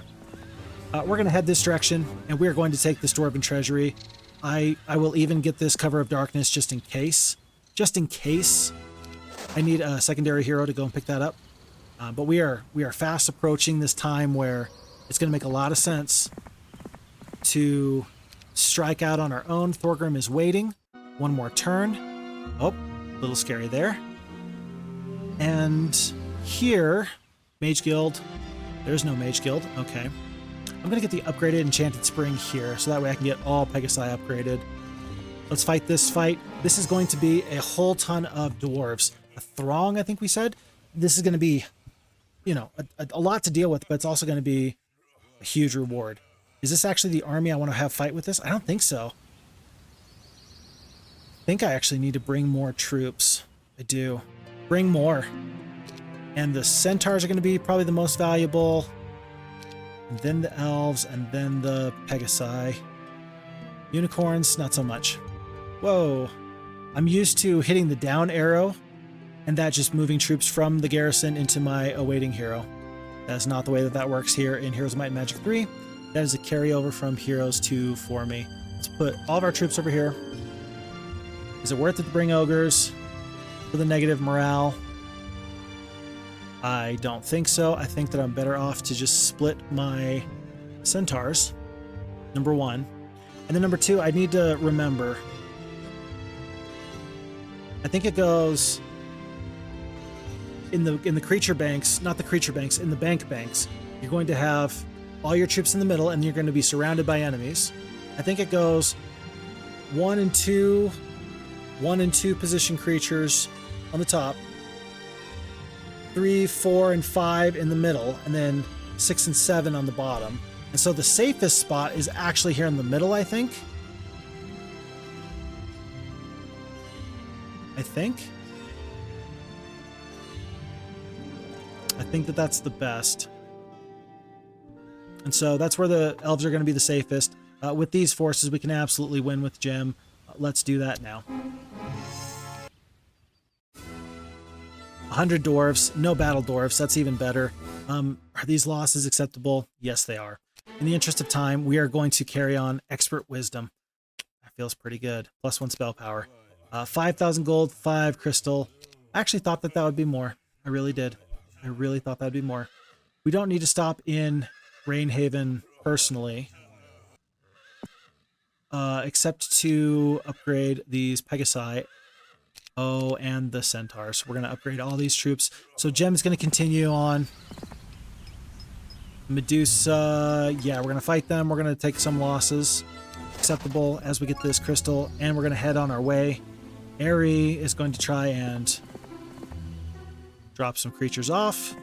Head out. Thorgrim is going to do this, and we're going to meet up with Gem as she heads straight for the enemy here, which I think that they're going to head out very, very quickly. Very quickly, the pace of this map is picking up. You can see that we're having problems here to the north. I think it's probably not a bad idea to continue with our original plan, though. Just defeat their strongest hero. Just take them out.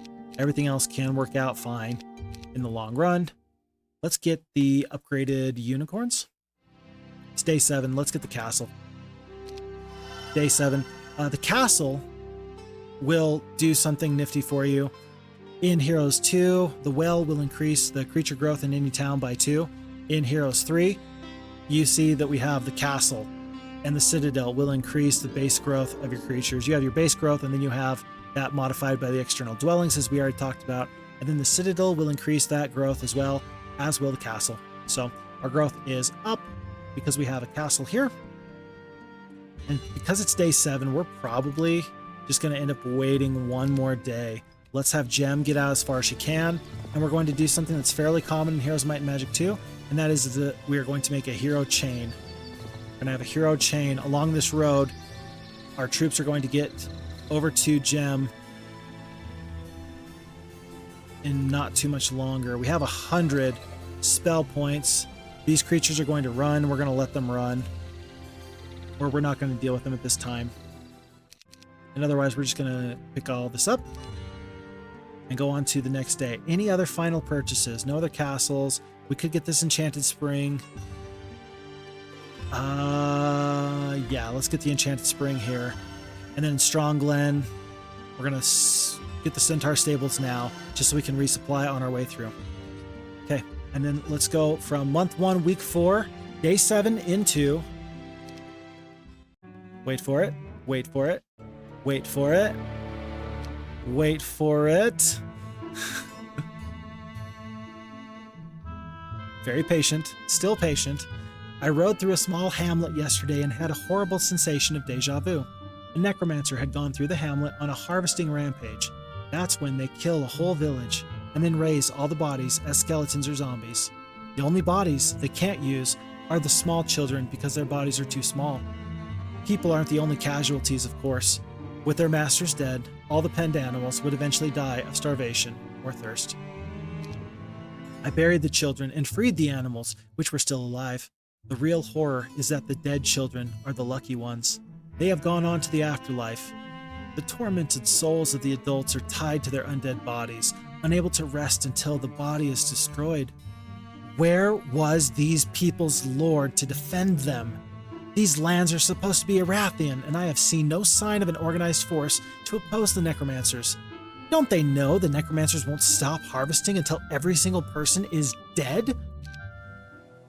And it's month of the Hornet. Okay.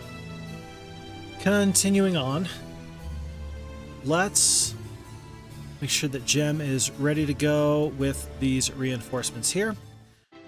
Probably the best thing, knowing that we only have about 6,000 gold here, let's still focus on the Grand Elves. They're really somebody I think I can devote to keeping alive, number 1. And number 2, since we have the slow now, I think that's going to be very, very useful for us in preventing major losses. These unicorns, do you want 2 unicorns or do you want 6 Dendroid guards? Do you want 25 more Centaur captains? Do you want 8 Silver Pegasi? You're going to get a lot of value out of these Silver Pegasi.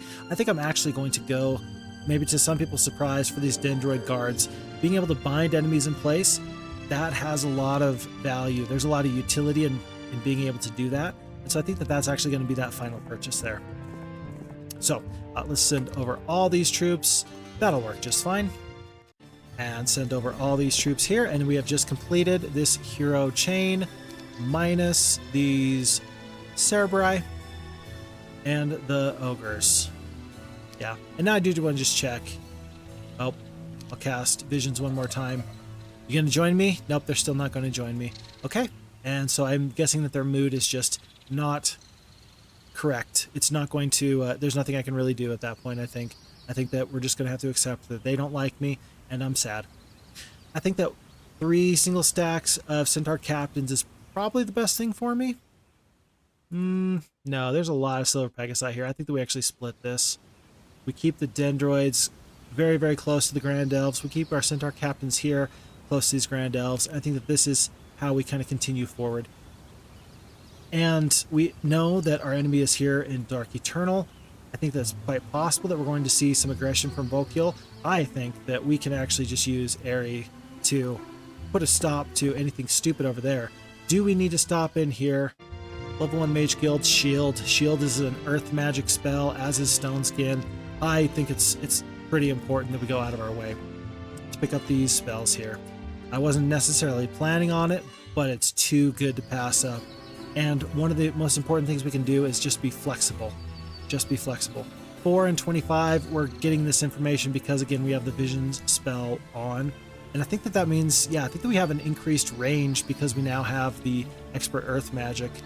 So we can see pretty darn far. Fortune Keep, we can't deal with those troops, but if it's only going to take us one extra day out of our way to get Dark Eternal, I think that we hope for the best here, and then get ready to try and maybe stop the enemy here in this choke point if they get a little too aggressive, if they get a little out of control. I don't really care if the enemy is there in the underground. By the way, very interesting to kind of think, whereas in Heroes 1 and 2, there's only one map. There's only the map you can always see, and that's it. There's nothing else. Heroes 3 did a really amazing thing by adding the underground. Being able to go underground through these subterranean gates, you get 2 maps essentially for the price of 1.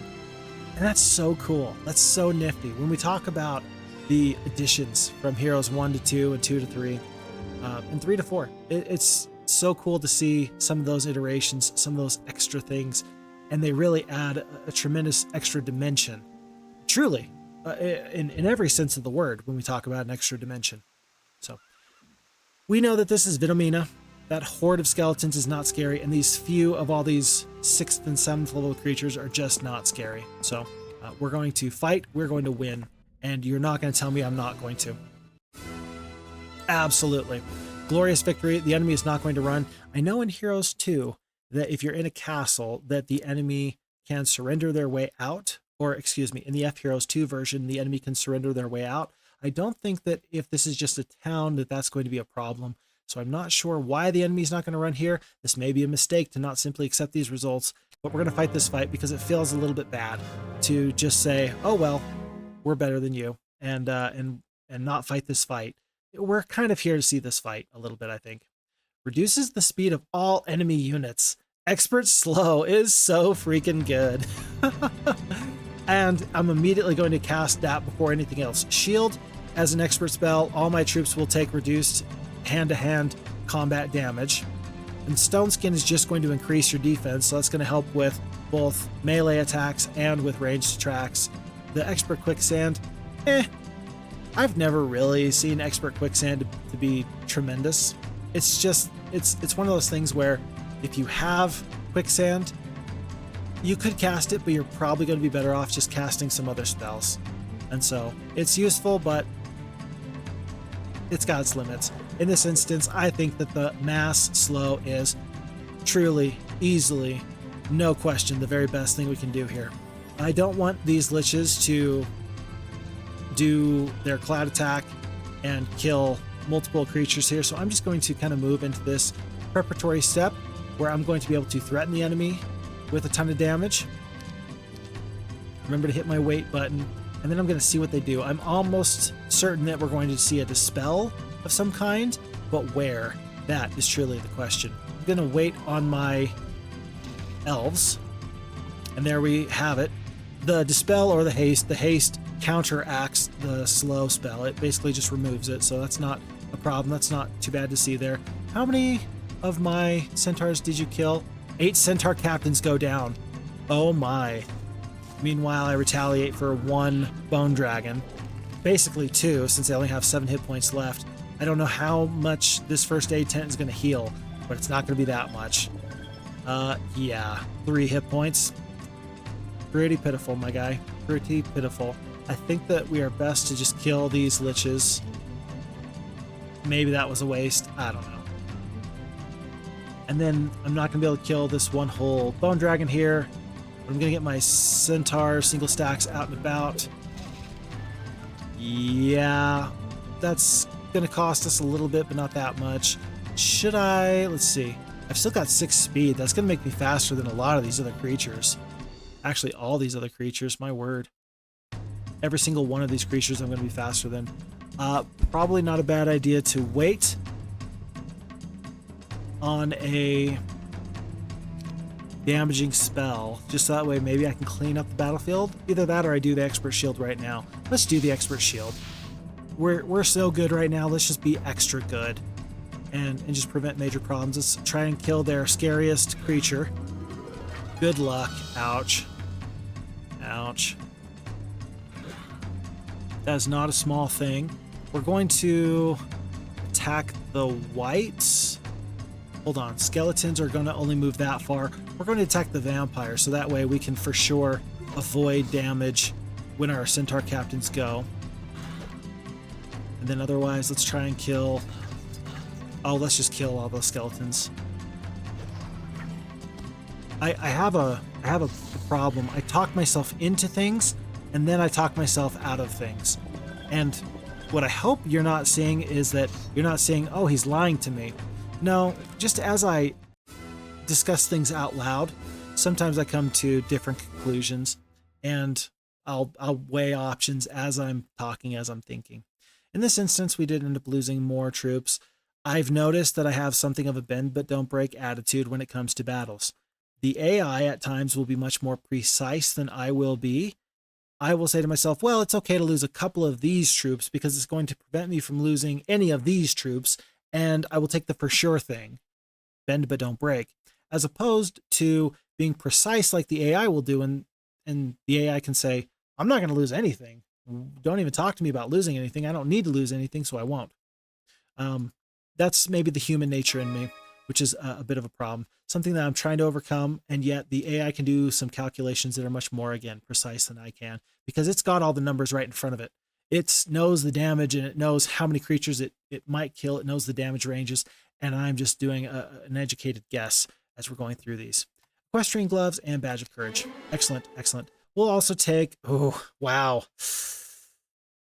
Wow.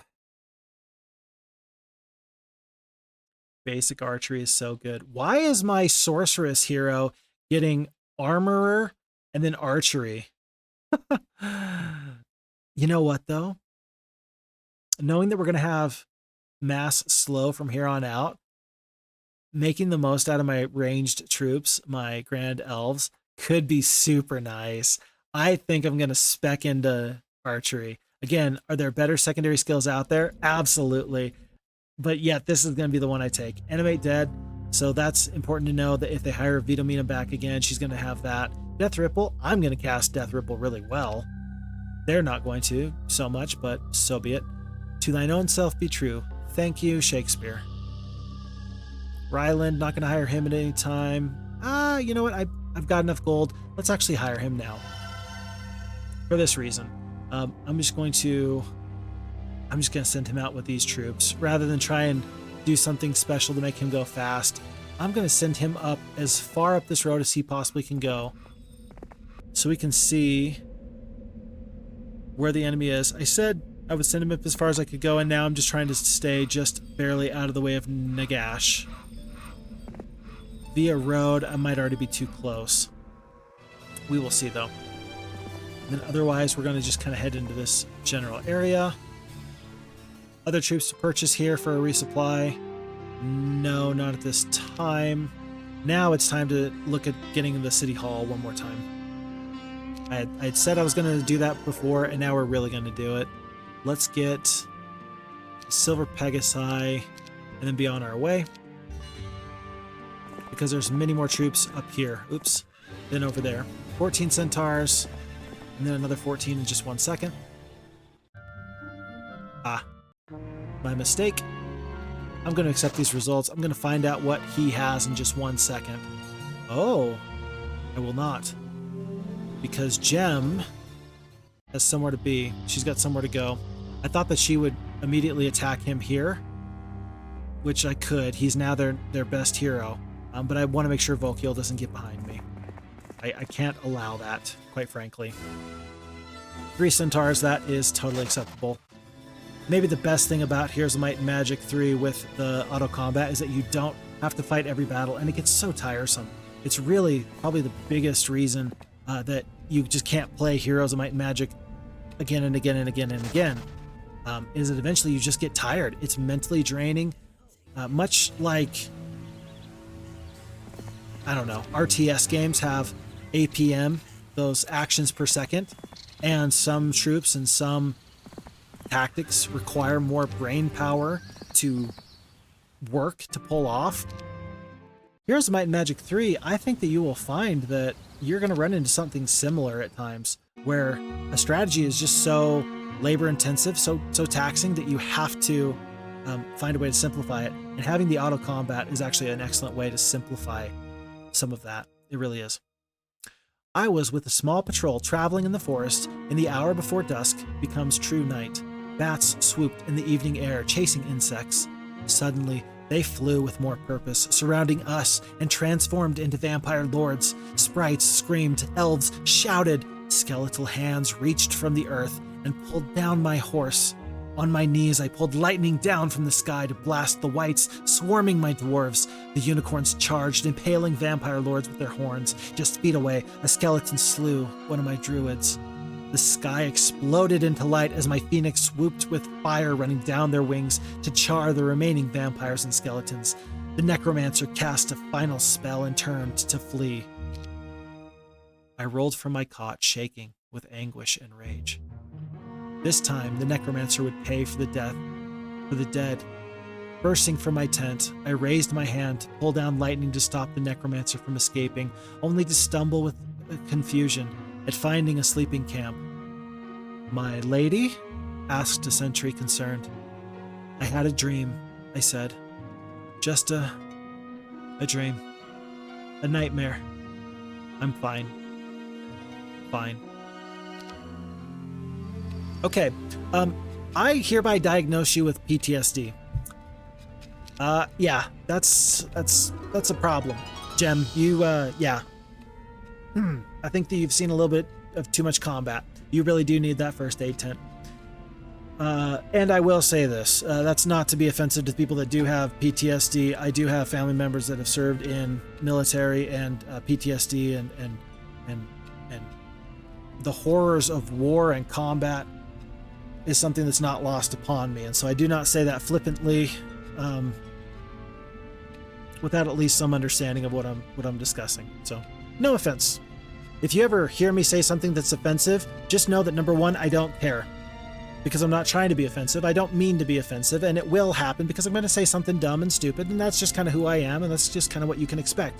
But at no point do I mean to be offensive to somebody. If I do mean to be offensive, you're going to know that I'm talking straight to you, and I am trying to offend you because I don't like you or you started it. Generally, what you'll find is I will match your energy.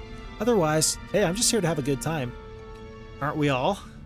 With that being said, not really wanting to know where the angel is whose feathers were used for these arrows, you take them and quickly depart. This is our plus 15 to our archery skill. Our grand elves are going to hit so hard, and because of that slow, they are going to be able to deal with whatever enemy comes, because no enemy is going to be able to really dig too fast into my backline. Oops. I'm trying to go underground just to see. There's one more enemy here, Nimbus. I think that the choice was either go here into the subterranean gate and then take Fortune Keep and go up, or kind of trade a little bit and just go and defeat enemies in the background. I think that I can defeat this army with just a little bit of help. I think I'm going to be able to defeat him with Thormgrim, and I'll get Aerie out of here, especially with those ogres and those Cerebri. In fact, I'm probably going to keep these units back, and then I'm going to send the ogres over, because the ogres are just that good. Ogres are such a good unit, and I'm going to let them do wonders for me, I think. And meanwhile, I think we wait one more turn before we set off into Aisling, just knowing that that is going to be a fight for Thorgrim as only a level 2 hero. But I think it's more important to get Gem out of there. Interesting. I don't think I could fight this fight better. I definitely should have split off single stacks. I think I got busy thinking about other things. Do I accept this? I don't think I do. I don't think I do. Oh, I think I accept it. Yep. Yep. I don't think I can do much here. I will kill your centaurs. I'll do full damage where I can. The vampires are really going to be the problem here, so we're going to head up and then hope that we can get that first strike off with them. Skeletons. Interesting. Centaurs can still come on out, and I think it's best to actually use them rather than let them eat a whole lightning bolt. So I put them in harm's way. Now, though, we can backdoor and at least kill 1 or 2 of these liches. All 3. I'll take all 3. You better believe I'm going to kill all 3 of them. That's great for me. Walking Dead cannot reach. The Whites cannot reach. The Vampires cannot reach. The Wood Elves are about to get attacked. But, I mean, maybe we just let our castle defenses continue to do damage. Yeah, as best as we can. Might as well. Make the fight go longer is probably the best thing to think about. Probably the best thing we can do here. It's going to take the Vampires 2 turns to get down. Where's my damage going to be best? It's going to be best somewhere where the Walking Dead cannot reach me.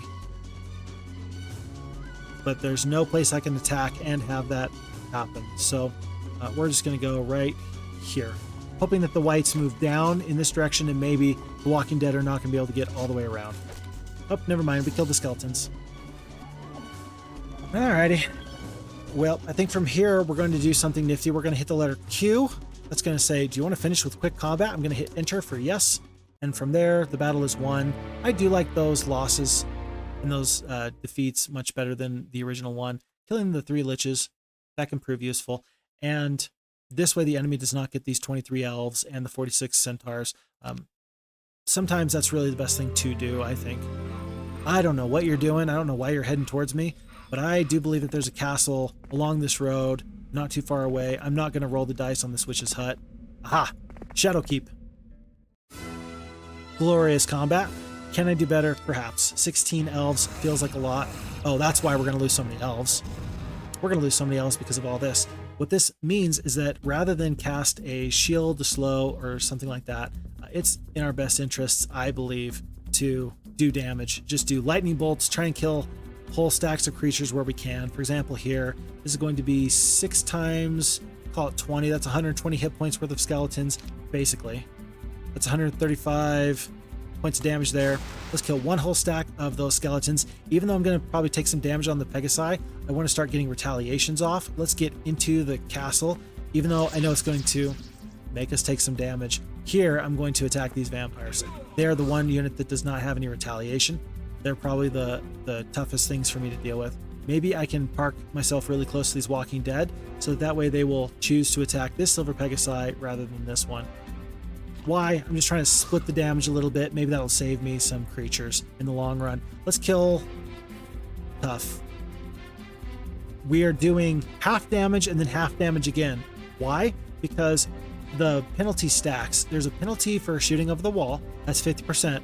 And then there's the 50% penalty for being too far away. That penalty does stack. So 128 damage twice. We ultimately got them, and the retaliation helped out here. But I was not confident in that decision. It worked out, though. I'm happy for it. Again, we are really trying to kill as many of these creatures as we possibly can. This is going to be 1 lightning bolt worth of vampires dead. And then I will take the damage here on this stack of 22. That is not going to cost me another Pegasi. Terrific. And then we finish the fight. I think that we did that just a little bit better. Maybe just the same. Maybe just the same. We'll accept that, though. And Gem can no longer gain more experience. That means that we did just hit level 10. And with that, we have the decision between fire magic and advanced archery. I'm not going to take basic fire magic. I don't hate basic fire magic. There's many wonderful things you can do with fire magic. But the mage guilds with the Rampart faction actually doesn't really lend itself very well into some of those fire spells that you really want to use. So for that reason, I'm going to take the archery. I'm just going to make my strengths stronger, and my weaknesses are going to be whatever they are. So ultimately, are we building a tremendous hero right now? I think that we're on the right path.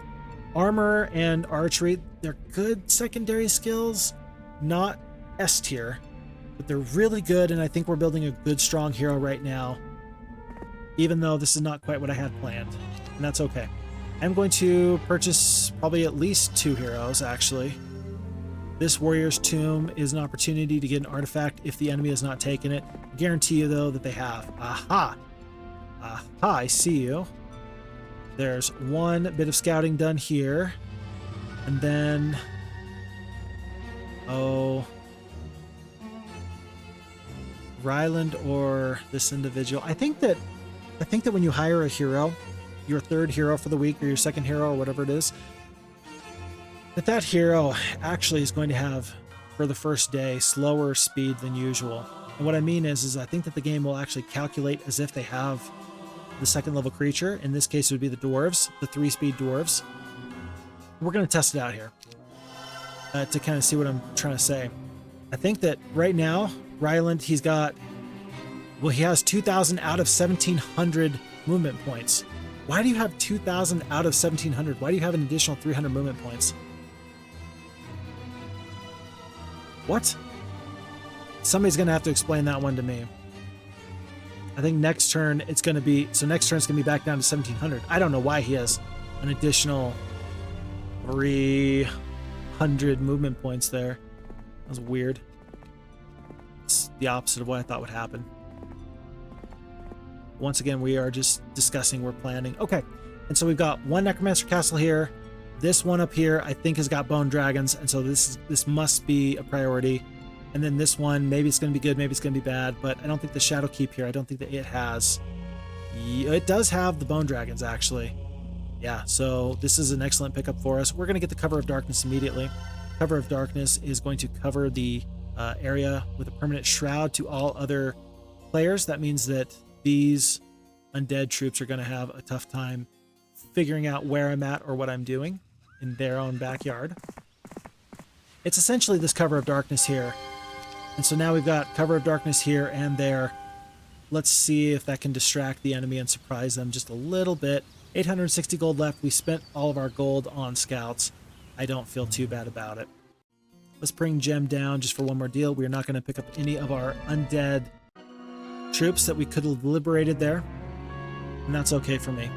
I do want to check this out just to see real quick. 3 Bone Dragons, 6 Liches, 10 of the Black Knights. We don't get to right-click on Nagash to see what his stats are, but we'll be able to get a little bit closer with Jim in just a second. So 3, 6, and 10.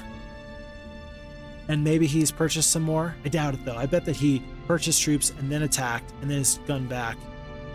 I would guess that that's what it is. So we're just going to accept that for what it is. We're going to continue to do just a little bit more scouting here. Might as well be useful where we can. We're going to head down.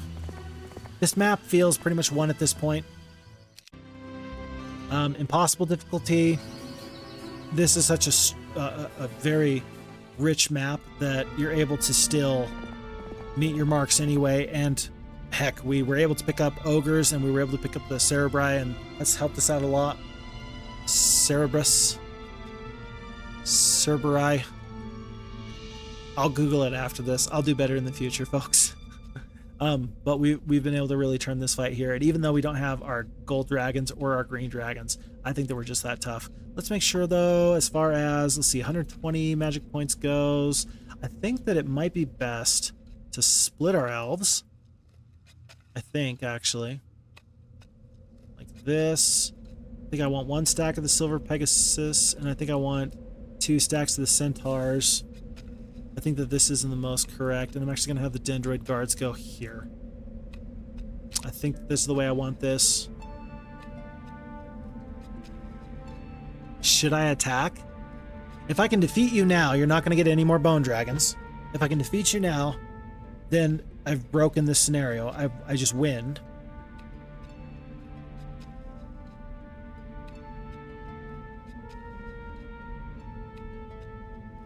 And I do have 9 defense. I think I attack. And I think that... Oh gosh. Oh no. Oh no. Jim feels the odds are overwhelming. Do I want to retreat? The answer is no. If I hit yes here, then I don't have the opportunity to refight the battle. I think I say no. I do not want to retreat. Because if I lose Jim, I lose the scenario. But I don't think I have spells in my auto combat casting on. And that's going to be a big deal. So, do I want to retreat? The answer is no. And it looks like it's going to be very, very close. So with a couple of spells, we should be able to do this. Do we apply the battle result? No, we hit here. Okay. By the way, I did that on purpose, and maybe that's a cheat kind of a deal. Maybe it's just knowing how the game works. The enemy will prioritize from bottom to top ranged creatures. So right there, I had my 1 stack of Grand Elves. The towers fought this 1 stack, and they wasted a ton of damage there. The other 2 towers, the upper turret and the lower turret, they attacked Grand Elves, but this 40 to 60 damage went down on this guy. So it saved me some damage there. Felt pretty good, actually. We're going to, again, do reduced damage over the wall. I could cast Forgetfulness. No, that doesn't seem useful. Death Ripple, not going to help me. Slow could still be valuable. I think that the Stone Skin's probably going to be the very best thing for me. I really do. I don't know if the enemy is going to want to just wait, or if they're going to want to try and come out and attack me. I don't know. I do not know. I need to check something. 32 damage. Okay. I think I'm going to cast Stone Skin. If the enemy tries to sally forth, I can deal with them in the next turn. But right now, let's just make sure we get the Expert Stone Skin under our belt. And then we can either do a slow, or we can do Lightning Bolts from thenceforth. Well, let's get defensive for just 1 second. Let's wait on the Silver Pegasi, unless it's going to cost us with these liches. I think it will, and so for that reason, let's actually go out here. Here. Yeah, let's just go to right. Hold on. Here. And then we can't get cloud attacked. You could cloud attack the catapult at this point. And in fact, you might. This is important to know. The enemy is sallying forth. That's actually great for me. I want my Grand Elves to attack and do damage. Do I want my Centaur Captains to attack? I don't think so. Black Knights are pretty big and scary.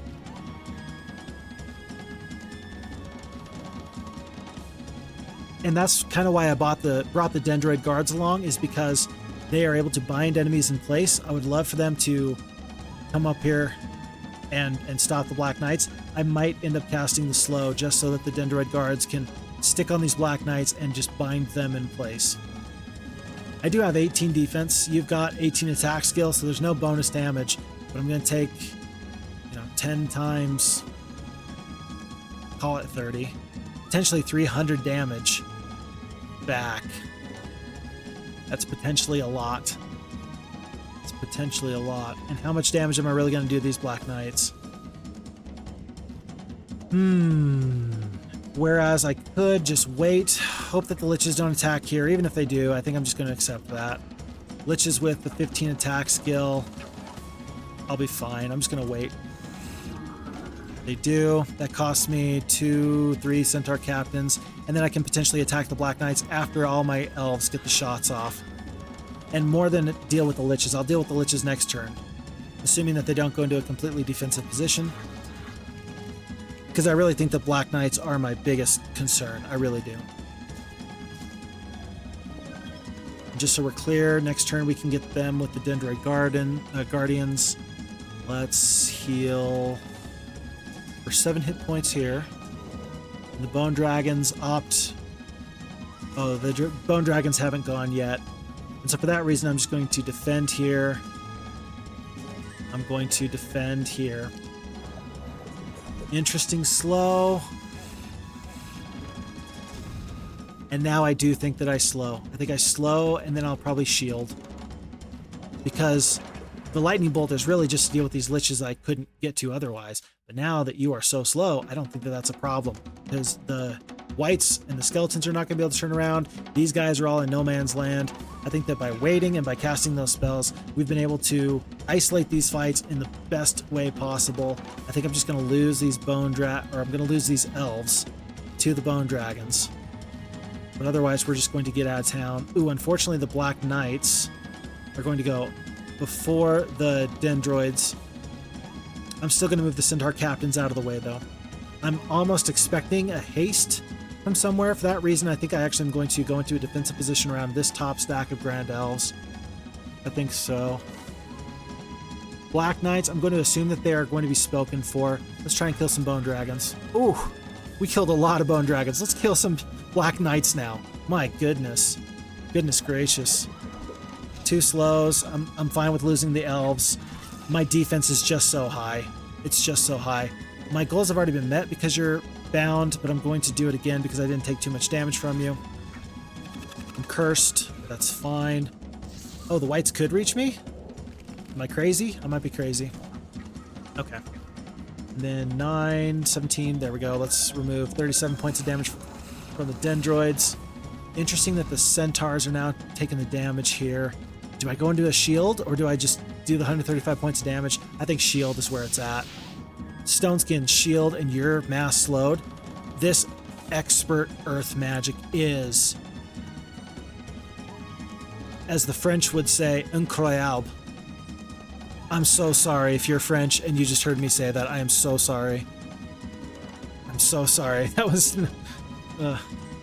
was bad. I'm sorry. Okay. Vampires, taking them down. I think I can even kill.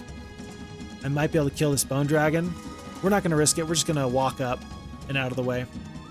And my slowed centaurs are going to finish the job here. Yeah, you attack that first aid tent, buddy. My word. Let's put the dendroids where they can potentially stop aggression here. I wish that the first aid tent could heal itself. But as you can see, this fight is now pretty much over. The only thing that's really of concern is making sure that we finish this fight and finish it as quickly as possible. Best way of doing that is probably what? Let's attack these whites here. I'm not sure how many we could kill. They're still, call it 180 hit points, a little bit less, about 180 hit points of whites here. I will have my lower stack of centaurs finish off this bone dragon. No way, you survived? The grand elves will help in that case. Then I'm going to wait here, see what these guys do. I'm going to hope that they come out. They choose not to. And I do still have some spells that I can throw at them. 107 spell points. Might as well use the lightning bolts. Really might as well. And I'm not going to go through the moat and take the damage there. It just doesn't feel worthwhile to me at this time. The one more lightning bolt will go down here. And then this should end it.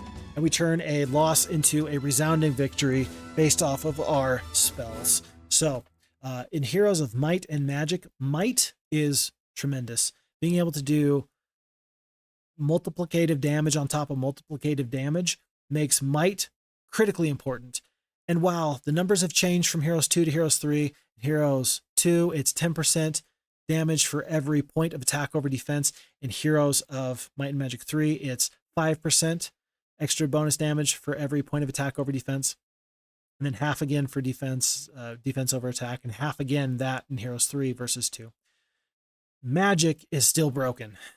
Might is still broken. It just depends on what strategy you go for, and it depends on how far into the game you are, what the numbers look like, and how you use your spells. Was the damaging spell, if I just cast a lightning bolt there every single round, would I have won that fight? Maybe, probably. But would I have had these losses? Absolutely not. Being able to use my expert earth, critical. So Gem is super happy with this. Of course, yeah, we know we can't gain any more experience. We might as well come into this town. We'll get the cover of darkness just to make them mad. And we've never bought a capital, but they have one. So our gold is now through the roof. There's one enemy here. There's one enemy underground. Here. We're probably going to run south here. But very quickly, I think that you can tell that this map is wrapping up. It is, in fact, wrapping up. It's day 6, so we're going to get this Silver Pegasi here. We're going to upgrade our creatures that we already have.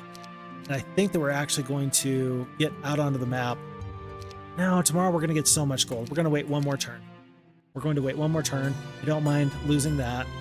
Kind of sad to lose that. I don't actually know where that subterranean gate goes, but I don't think it's going to matter to find out. Don't think it will. Aha, they picked up a cover of darkness too. They didn't like that I used it, and so they wanted to do something else. Interesting that they never picked up this gold mine. Don't really know what to make of that. And it's day 7, so let me get the castle first, even though it's going to make it a little bit harder to purchase all these troops. I say a little harder, either I will or I won't. I do not purchase all of them. Can I? That's how you do it. You click and then you move up, and then when you move back down, they're all back in your army. I forget that I can't just hit the down arrow key and send all my troops back this way. Otherwise, we should be able to defeat this army in one turn. Let's see if they come out of the subterranean gate. Either way, Jem is going to do a pincer attack, and we will roll through Fortune Keep in short order and go from there. Week of the Lizard. Sir, get the hints. You lost... Wait, what? How did I lose people, but you lost nobody before? Wait, what? I mean, I know you cast a spell. Oh, it's because you're just faster than me. It's serpent flies. The serpent flies are a very interesting creature to me. I like serpent flies. 3 Grand Elves, we're going to accept it. I don't think there's any problem with accepting that. Oh, interesting. I did not know that this went over here. Heart of the Magi, we've already picked it up. We're going to continue on here. Jem's going to wrap in here. No problems. We're going to go through this subterranean gate. I'm probably going to send another hero, sure, through that other subterranean gate just so I know what's going on over there. One thing that I do that people sometimes don't like is I spend money on heroes left and right all the time. I don't want to say I spend them needlessly. I don't want to say I purchase them and then I'm just flippant with them and not cautious. Not being cost effective. But I think that that's a fair argument you could make, that FixFox doesn't do a great job of keeping track of his heroes. We know what he has. We're not worried. They've got 2 heroes out on the map.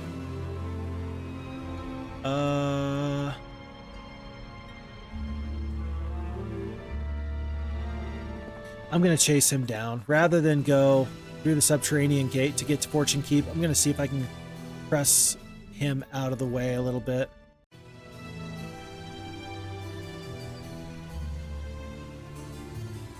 What I could do is I could purchase another hero. You see, it's already happening. I could purchase another hero. Go here, bring over all these troops, -1 Centaur Captain, move over all these artifacts. And then Thorgrim is going to be prepared to attack here after Sorog moves everything back. And in this way, I think we're actually going to be good to go. Defeat him, and then Jem can get all these creatures back. What's the threat? The threat is that I lose more troops than I otherwise would have, just because my main hero is not here, and I don't have all these spells. Okay, the enemy has fled, and these losses looked acceptable. I'm going to go with that. And here, and here, and here. Okay. Once again, everybody goes back. And back. So nice, by the way, to have these buttons here that just moves everything all at once. It used to be you actually had to click through one by one, and it just hurt my heart. Really, it did. Not fun, not ideal. Not the way that you'd like to play the game. So all the quality of life buffs, all the changes that have come with Horn of the Abyss have been massive. And I really can't say enough about the Heroes of Might and Magic community at large. First and foremost, the amount of skill it takes to be able to program and dive into the source code and, make your modifications on top of the existing hardware, software. Well, not the hardware, but the software. Not even the software. You know what I'm saying. Is very, very impressive to me. I wouldn't consider myself computer illiterate, but I certainly don't know how to program. I don't know the ins and outs of it or even the basics of it. And so it's very impressive to me that for the people that do have that knowledge and that understanding, that they're able to use their superpowers for good. I think that's probably the best way of saying that. Use their superpowers for good. We're going to use for the first time the buy all function here. Rather than Purchase troops one by one. We know what we're doing. We know where we're going. And really, I mean, look at it like a superpower, and then you say to yourself, and this is what you do with it? And the answer is, yeah, this is absolutely what you do with it. And that's terrific. Excellent that people have made so many great adjustments to an already classic game. If I ever look at a top 100 list of PC games of all time, and their list does not include any entry from the Heroes of Might and Magic series, I don't care if it's 2, 3, or 4, or 5. If you don't have at least one Heroes of Might and Magic title on your top 10 PC games of all times list, then your list is garbage. I'm unapologetic about that. You must have at least one entry from Heroes of Might and Magic on your top 100 list of PC games of all time. I'm not even saying that it has to be in your top 10, okay? Although it's in my top 10. It's in my top. I haven't thought about it, so I'm not going to venture where it might be. I haven't thought about it. I'm not going to make an uneducated guess. But really, I just think it shows some ignorance, truly, because as a franchise and as a game, tremendous. Last night, I met Clancy, a ranger hero who has a bond with unicorns. His lord is an Avlee border lord named Fayette. We quickly befriended each other, and I told Clancy about my homeland Enroth and its sorcerers, while he told me about Avlee and its druids and rangers. Clancy was apparently scouting the contested lands for Deja incursions. That's misspelled. It should be Deja, though he didn't come out and directly say so. I told him I was helping the Clover Green militia destroy undead raiders. I'm afraid I expressed my distaste a bit too strongly. We are going to be in a little bit of a weird spot here. I think that we're going to end this scenario before we can actually get through all of the flavor texts that pop up. It's quite possible anyway. Ooh, Ring of the Wayfarer. Wish I'd known that was there. Would I have gotten it? Maybe. I might have let it go by the wayside. We don't actually need to stay here for movement points or anything like that. We're just going to go to here. And then let's just make sure that we meet up one more time. The only other thing I could do, and I probably should do in this scenario, is this. I should probably get as many levels to my mage guilds as possible. And I mean that with all my heart. Because mage guilds, levels, and spells, those will transfer with you to the next level, as we've already talked about. Seems like a shame to, knowing how tough it's going to be, put yourself at a disadvantage. But in the interest of time, I think I'm just going to hurt myself a little bit and just keep pressing forward, and not stop, not collect everything. If it's me, what you will usually see me do is make sure that I am picking up every single +1 on these maps. For example, here, the School of Magic, that's a +1 that I need to pick up. Maybe there's something in the underground here. No, nothing there. Anything here? No, nothing there. Really, in this scenario, it looks like it's just the spells as a possible opportunity. But,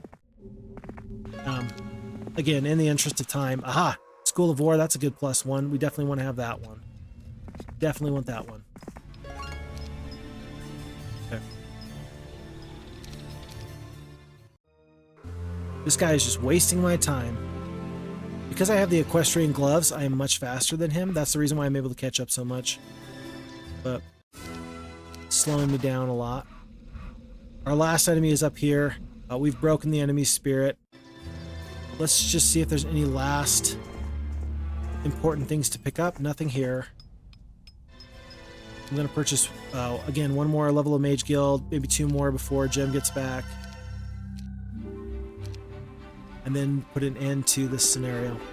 Folks, this has gone pretty well. I'm actually a little bit surprised. I don't feel as rusty as I thought I would. It looks like we're only able to get 3rd level Mage Guilds in this playthrough at this time, and that's okay. That's okay. I'm probably, let's see. Let's build up this Mage Guild. Oh, let's see. Do we have all of our marketplaces? If we do, we can trade at a tremendous clip. Good there, good there. Where's the marketplace? There it is. Good there. Good there. Good there. Marketplace here. We've already got it. Never mind. But I think that I'm kicking off the rust pretty well, which is a little bit, I was really concerned because when I stop and think about Heroes of Might and Magic 2 to Heroes of Might and Magic 3, Heroes 2 is much more straightforward. Heroes 3 is daunting because it's really, in my opinion, a knowledge check. There's so many little nuances, there's so many little things that can mean the difference between victory and defeat, and if you don't know it, you're just going to get crushed. That's kind of a big deal to me. And I as far as pride goes, the battle-scarred instructor of the School of War grunts as you walk past for a fee of 1,000 gold. He can teach you your choice of new attack or defense skills. I think I'm going to take the attack here. Our defense is only so high because of our +4 and some other stuff, but still, we have the armor skill. I'm not going to be as concerned about that. But if you don't know certain skills or stats or how they work, you can potentially lose a fight that you otherwise should have won. We've already seen that in this very game. For example, I knew I put my Grand Elves at the bottom of the stack, one single Grand Elf, and it took the very first hit from the main bastion in this castle fight. Were the margins of victory so slim that that was the difference between winning and losing? Not in this case. Could it have been? Absolutely. So little things like that can potentially eke out a victory where you otherwise might not have been able to. And for that reason, let me just please say that if you see any places where I messed up, I could have done better, etc., etc., I want to hear from you. I really do. It's very, very fair game, in fact, to say, FixFox, you should have taken the time to purchase all these mage guilds. Oh, I will. I've got 184 wood and 251 ore. I think maybe you can see that. I worry that my camera. Hold on. I think you can see it here on this page. Let me check. There we go.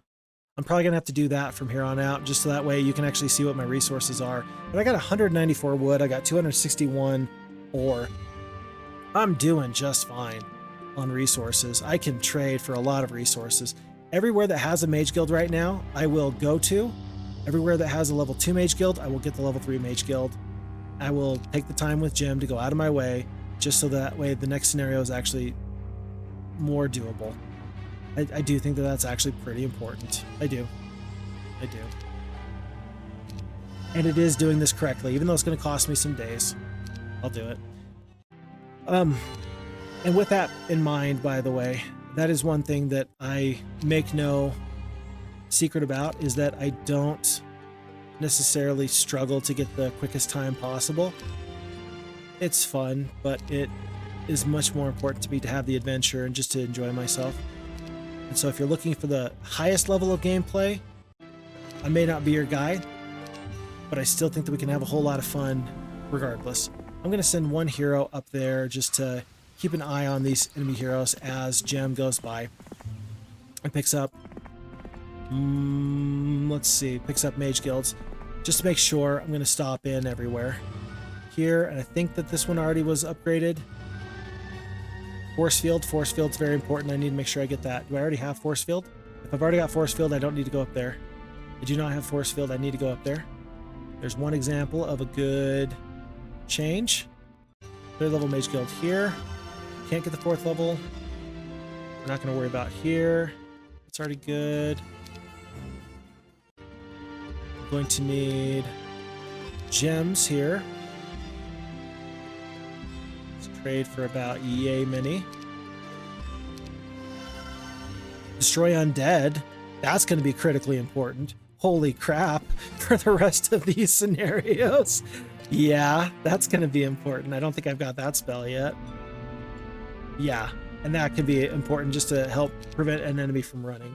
Oh, and this is giving us the opportunity to look at these extra texts. We've already beaten this scenario on impossible difficulty somehow, but still, it's very nice to just have this flavor text. I dreamed of Amanda last night. She asked me how I liked Antagarich. I told her I thought most of Erathia seemed very crowded and well settled. From what I have seen, though, I like the countryside of the contested lands. but I don't like the way the Erathian lords seem to neglect their people. I also told Amanda what the Ranger Clancy had said about Avlee. It sounded like a good place to live, very open and wild. I like that. I am also becoming very fond of rampart creatures, which make up the most of Avlee's towns and troops. Yeah, so especially if I get to read these flavor texts, I really don't feel bad about taking the time. I don't think the Dark Eternal actually has a Mage Guild. It does. Did we already get all these spells? Yes, we already did. I don't think that we need the Fireball. Yep, we already got that one, so no problem. And then everywhere else is at least level 2 or better Mage Guild, so I don't need to do more. And I'm not worried about the enemy coming out of nowhere with a gigantic army. With one castle, I'm not worried about them at all. I am going to purchase one more hero just so I can move troops in bulk from one place to the other. There is no Mage Guild here, so I'm not going to worry about this. But he will meet here as we continue on our way. One more enemy with the stone lith. Yep, we need to stop in here. Let's stop in here first for that destroy undead spell. Oh, I guess we could have gone here for hypnotize and frost ring. So long as we've got the fireball, I don't think that the frost ring is going to be much better. It's all right. There are better use cases. There are times where one is definitely better than the other. How about that? But I'm not super worried about it. Let me just get the destroy undead, and I think that we can be quite happy. That was actually a critical mistake. In my haste to just get through this, I just realized that I did give up an awful lot of enemy troops. What do I mean by that? There was a lot of bone dragons in there that the enemy just got for free, didn't they? Yeah. Before I forget, let's purchase these troops in here. Wow, that was kind of a problem. We've made a critical error. That's what we in the business call a critical error. I think that we're still going to win with no problems, but just so we're aware, I totally won this scenario at least once already, right? Right? I think so. Okay. Probably not a bad idea to get a Necromancer hero in this town and just use them to go up into the enemy here. It's going to be Tarek because he's going to have access to these spells at least. We're going to dismiss the goblin and he's going to go up the road and see who he can fight. This individual is going down, no problems. 23-6. I think that this is probably a decent split. And we're just going to stay right here so the enemies can't get past us. We'll see if they attack us or not. Looks like they don't. I'm going to have Jem go to the west while he keeps a lid on that. We'll fight these fights one by one. Nothing there. And this is actually nice because then there's one more potential level of Mage Guild I can get here. Fortune. And then I think that there was a monolith one way here. We end up fighting Vidomina. They got her back and she was on the other side of this. Do I accept these losses? 10 bone dragons? Yeah, we're just going to accept these losses. The experience doesn't matter and this map is already won. Gonna have Tarek see if he can finish this off. Maybe he does, maybe he doesn't. I don't really care. Basic learning, sure, why not? And then red is vanquished. So that is going to be the end of the first scenario in New Beginnings. Congratulations, all your enemies have been defeated. Victory is yours. We were able to get Gem those additional spells. We were able to really fight our enemy pretty quickly. Let's see, month 2, week 4, day 6. We did it within 3 months. That's not too bad. I think that the fastest I've ever done this map is like month 1, week 2, week 3. And that was really, really doing my best to fight this fight as quickly as I could. I'm not trying to fight these scenarios as quickly as I can. As you can tell, we did go out of our way. but that's just fine for the spells. That'll help us in the future a lot. So congratulations. On to the next one. Oh, it looks like I need to save this current game. I'll remember that for next time, so that way you don't actually have to see me do that. So let me just hit save here. It will try and take us on to the next one. And so next time we are going to the scenario after the amulet. Folks, thank you so much for spending the time with me. This has been a ton of fun. I'm grateful for all the folks that are coming over from Heroes of Might and Magic 2 to be here. And if you're brand new, thanks so much for being here. I love these games. This is one of the most favorite things I've been doing for the last little bit.